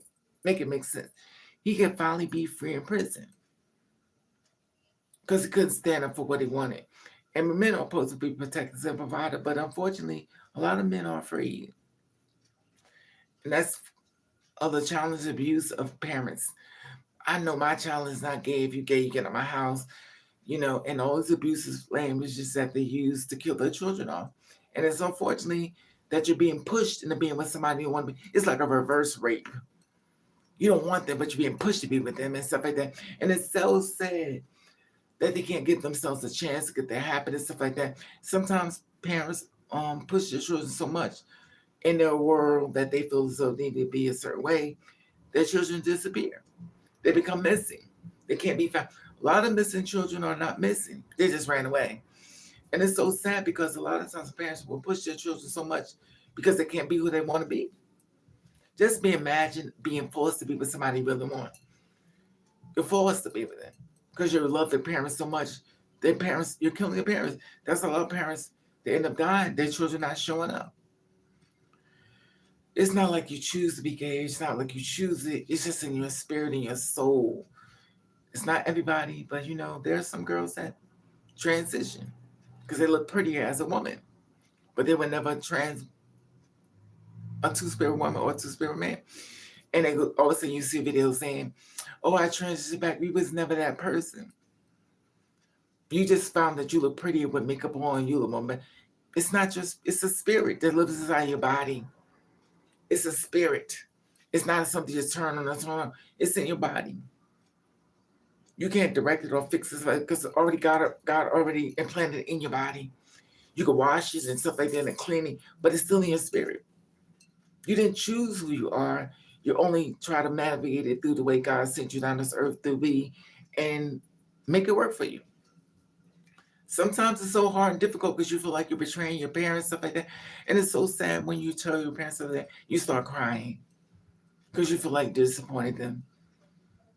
But you used to say, well, you need to talk that up with God. Take that up with God. Tell him why or her. Tell him or her how I'm this way.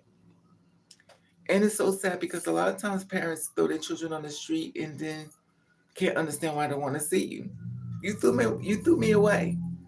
How you throw me away, then all of a sudden decide you want to pull me back in.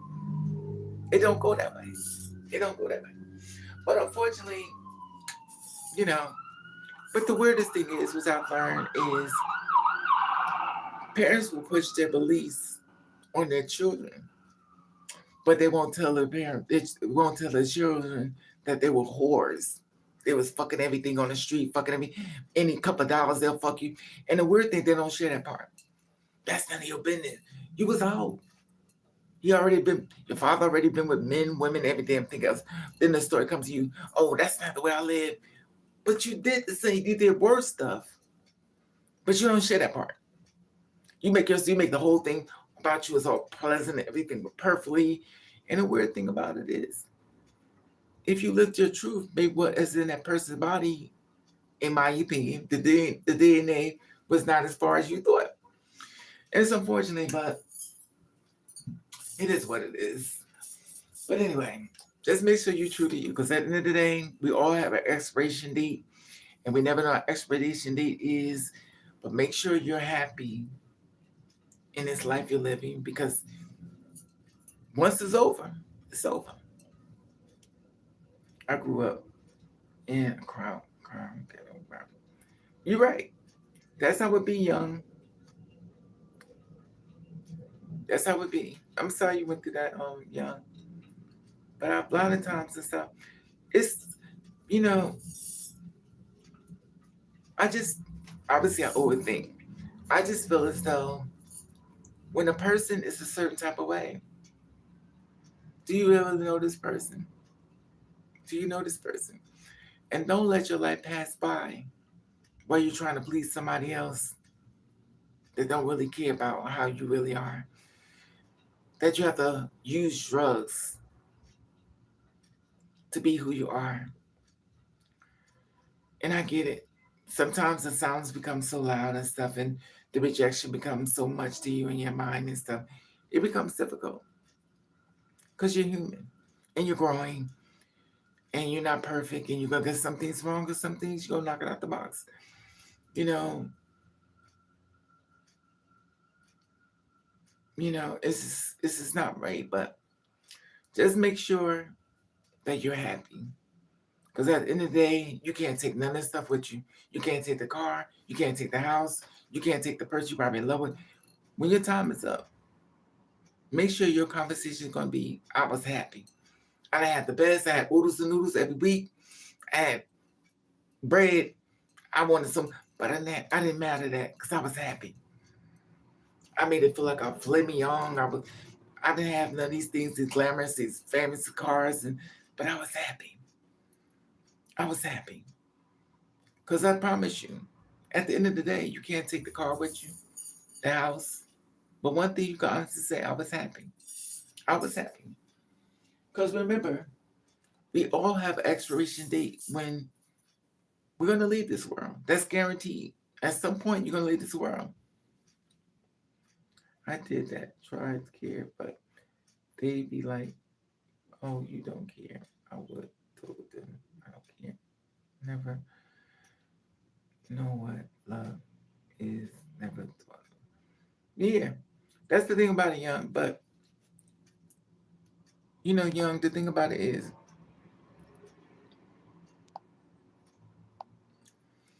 it's so hard.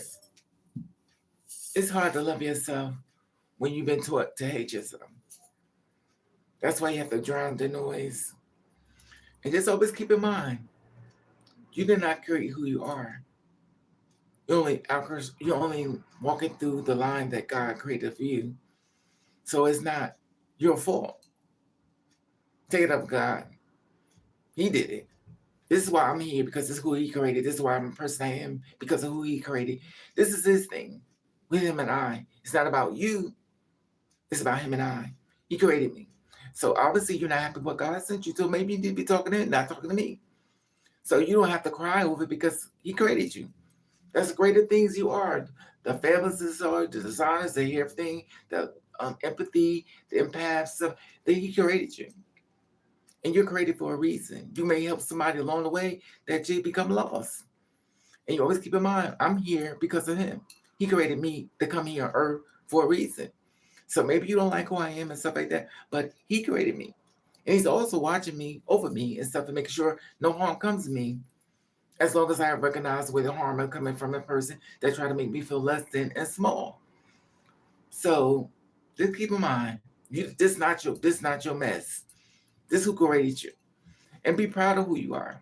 Be proud of who's sent down to work. Be proud of wear back an arm and stuff like that. And because sometimes people will take the nice out of you. They will drain the nice right out of you. They will drain it out of you. And also be mindful of spiritual enemies. That means spiritual enemies are people that come around you that try to talk you through spiritual God and stuff like that. And it's called this all to tear you down and make you disbelieve. I watch so many people saying, I detransition. I'm going back to where I was. Where you going back to? Where you going? Where's you going? So you think that there's a hocus pocus type of thing where you're just gonna turn it off and it's gonna go away and stuff, and then I'm gonna pray. You're gonna be who you want to be. Just like if I say I don't want to be black no more, I'm just gonna wash it all off. You're still gonna be black. You just have to learn to accept you, because obviously we have the good, the bad. We have to accept. There's so many avenues of us because we're not perfect people. We're just navigating through life the best way we can, the perfect way that they can for ourselves. And also keep in mind that you're human. Also have to get around with the noise. I'm going through that. I'm sorry, ego. You're right. That's true, y'all. But see, that's the thing about it. It is so important to understand that you did not create you. You did not create your whole body. You did not create anything. This is God's creation. And the reason why you're there also to help somebody else along the way. So maybe you think your journey is about you. It's more bigger than you. Hey, you mean what's up, boo? So your journey may be trial and tribulation, stuff like that, but every trial that you go through and stuff, it's just another avenue or another level to make you more stronger to go through things in life. That's going to be able to help somebody else. We're all teachers. We're not perfect people. We try to give different things as far as helping somebody along the way, because we're not perfect. We don't try to be perfect. We try to do everything that we can to navigate things in life. And also keep in mind that you can learn from anybody. Anybody could teach you if you want to listen. If it's not available to you, then don't listen. But always keep in mind, you're here for a reason, not just for a season. And sometimes a lot of things you may not like. But one thing I promise you, at the end of the day, it is very important for you to be happy. It's very important because at the end of the day, I promise you, we're all going to leave this earth. Make sure when your turn comes to leave, you can say, I was happy. Sometimes it's difficult to love yourself when so much stuff that's been done to you mentally, to abuse you and stuff. It's going to be hard sometimes. Sometimes you're going to fall back into those old ways of the way they reacted and stuff. And it's difficult. But it's worth the journey of making sure you're okay. We're not perfect people. But remember one thing. When that day comes and your body is weak and you can feel yourself leaving your body, just saying, I may be free now. I may not have no money. I may have not ever got the cars I wanted. I may not ever even got to the avenue I wanted to get to, but I'm happy. And keep in mind, because a lot of people going through it. We watch people on TV and stuff like that. They're going through it and stuff. It's very important because we never know the time or the hour of anything. But the thing is, let's say you was happy. And also be careful of dream destroyers.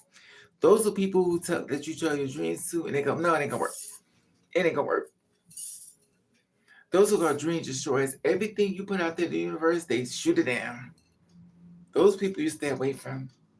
When they start showing you different things, avenues that they'll make your spirit feel good, you have to leave. You have to leave. And sometimes people that you have to leave from, you don't want to leave from because you like them. They make you laugh. They're really cute. I'm never gonna find nobody that look like you. But they're harmful to you. So every time you take out time to be with them, they're not feeding your soul. They should be making you feel really good inside and make you feel inspired and make you feel like I could take on the world, compliments from them. But they're not doing that. They shouldn't be there.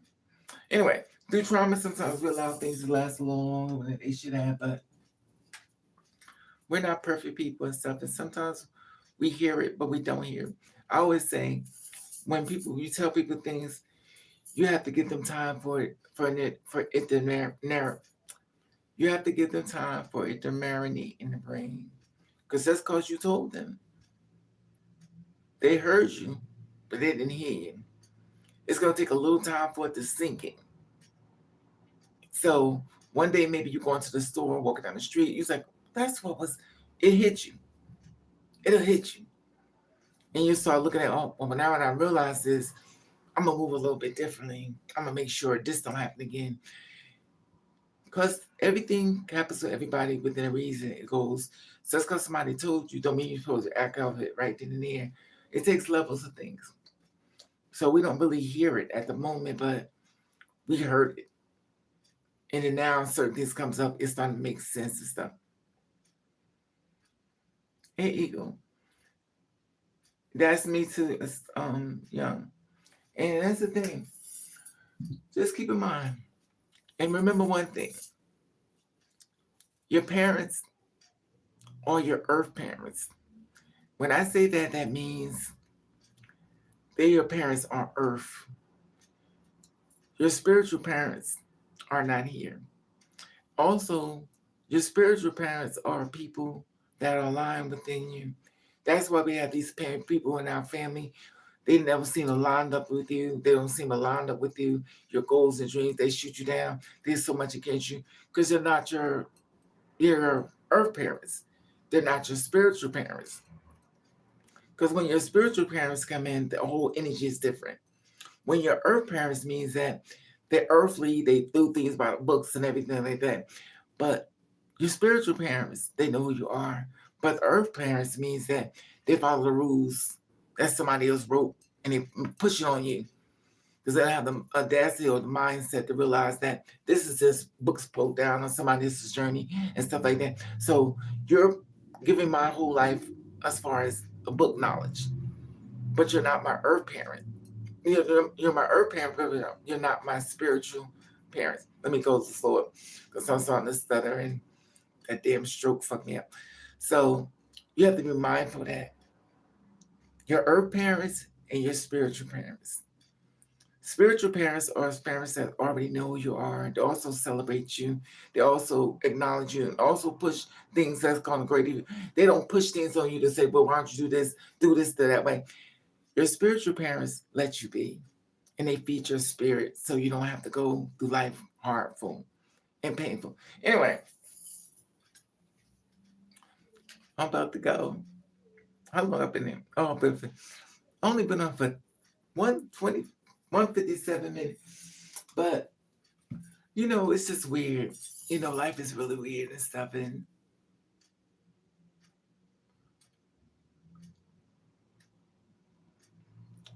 it's so funny because, so not trying to, well, not trying to talk about this, but this one girl, la la la, her father, in my opinion, very much mentioned to her, disrespected her. And I feel as though a lot of things he said was wrong. If you're my father, can you respect me? You may not understand how I am. You may not understand or acknowledge how I am within the way you were brought up. You may not get it, but it's not your journey. It's not your journey. God sent his child down to earth. It's not about you. It's not about your mother. It was about that child. And the only thing most girls or guys want is love. It's a small little thing. It's a small thing just to love somebody. And a lot of times, unfortunately, we go to people that are abusive. And you know why? Because our parents abuse us. And we'll go, well, it's not that bad. Because they've been abused by their parents. Saying mean things, stuff like making jokes to them. Because a lot of times children can't take the negativity from their parents. And sometimes it really hurt them and stuff like that. And you have to be mindful, if you're a parent, the words that come out of your mouth. Because it could cut like a knife. So when they meet a guy or a girl that's abusive, they don't see it that bad. Because they were breeding for abuse. If you're an adult, you have to be mindful what you say to your child. Because a child will go to a person that's abusive, whether it's a man or a woman, and they saying mean things to you, putting their hands on you, beating on you.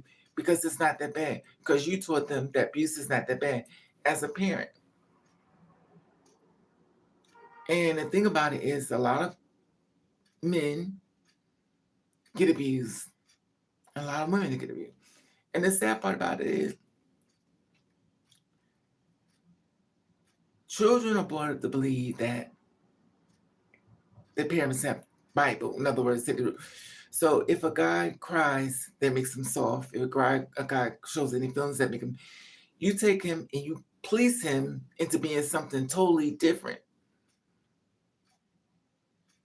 He's breeded to be a person that don't care, hard, um, no feelings. And then when he finds a girl, he gives her that same energy and compliments from the parents. So now he's cold. He don't care. He won't do shit. Y'all did. The funny thing is, y'all stay away, don't want to admit it, but this is what y'all did to him. You took his whole being and you changed it into something he wasn't.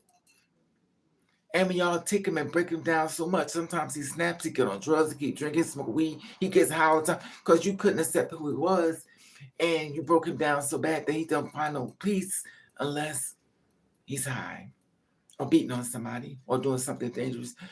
Because of mindset of somebody can't always take it. Just because you feel like you could take it, don't mean the person can take it. You have to be mindful of the words that come out of your mouth. Now, I understand as a parent, you should do the best you can, but a lot of times parents have been abused themselves. And if they don't fix it or check it, they're going to do the same thing. It's going to be like a turmoil type of thing and stuff like that. You have to be mindful of the things that come out of your mouth. A lot of times, some parents, but they were very young when they had kids. But it was abused, stuff like that. But you have to be careful of the things that you took on, never heal from. And also, I'm not saying parents are perfect, but some parents shouldn't be parents at all. But either here or there. Anyway,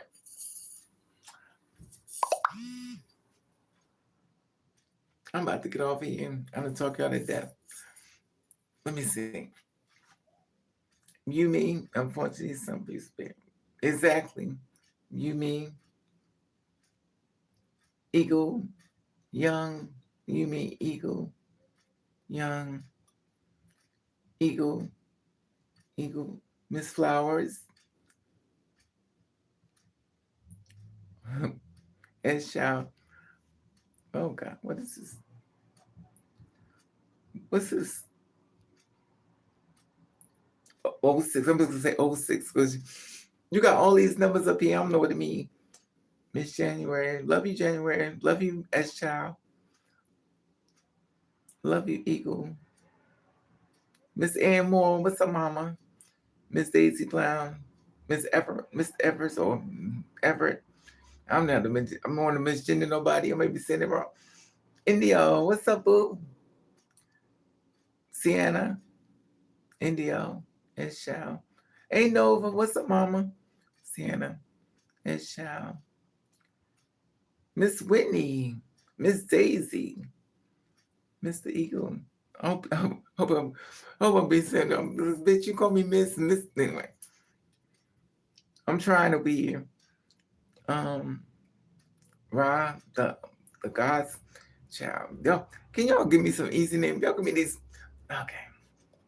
Y'all give me these hard names. Miss Whitney, Sienna girl. What's this kid? Something. I'm trying to read. Sienna. What's this? I'm trying to read y'all name. I'm blind as a bat. Sienna. Okay. See, I want to acknowledge y'all because you know what I don't like is somebody I come on your live, you want to acknowledge. I know it's corny, but I'm just like, you can't at least say hi to me. It don't take much to say hi. I appreciate you all. And also hope you had a great day and stuff like that. And hopefully things will come your way, be more positive and stuff like that. And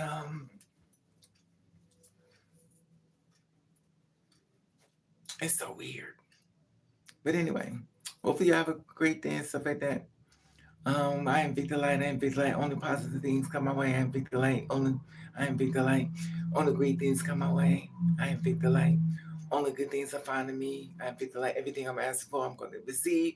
I am Victor Light. I am Victor Light. All these people on this app or on this video want to get the gifts that comes to the world in the life and blessings come along the way and things that always want to pray for. Let it come their way. Let them get more monetary value. Let them get the knowledge for the jobs they want to get to see. And Victor Light, me and Victor Light. Only good things find us. Money finds us everywhere we go. Me and Victor Light, me and Victor Light. Thank you all. Have a blessed day.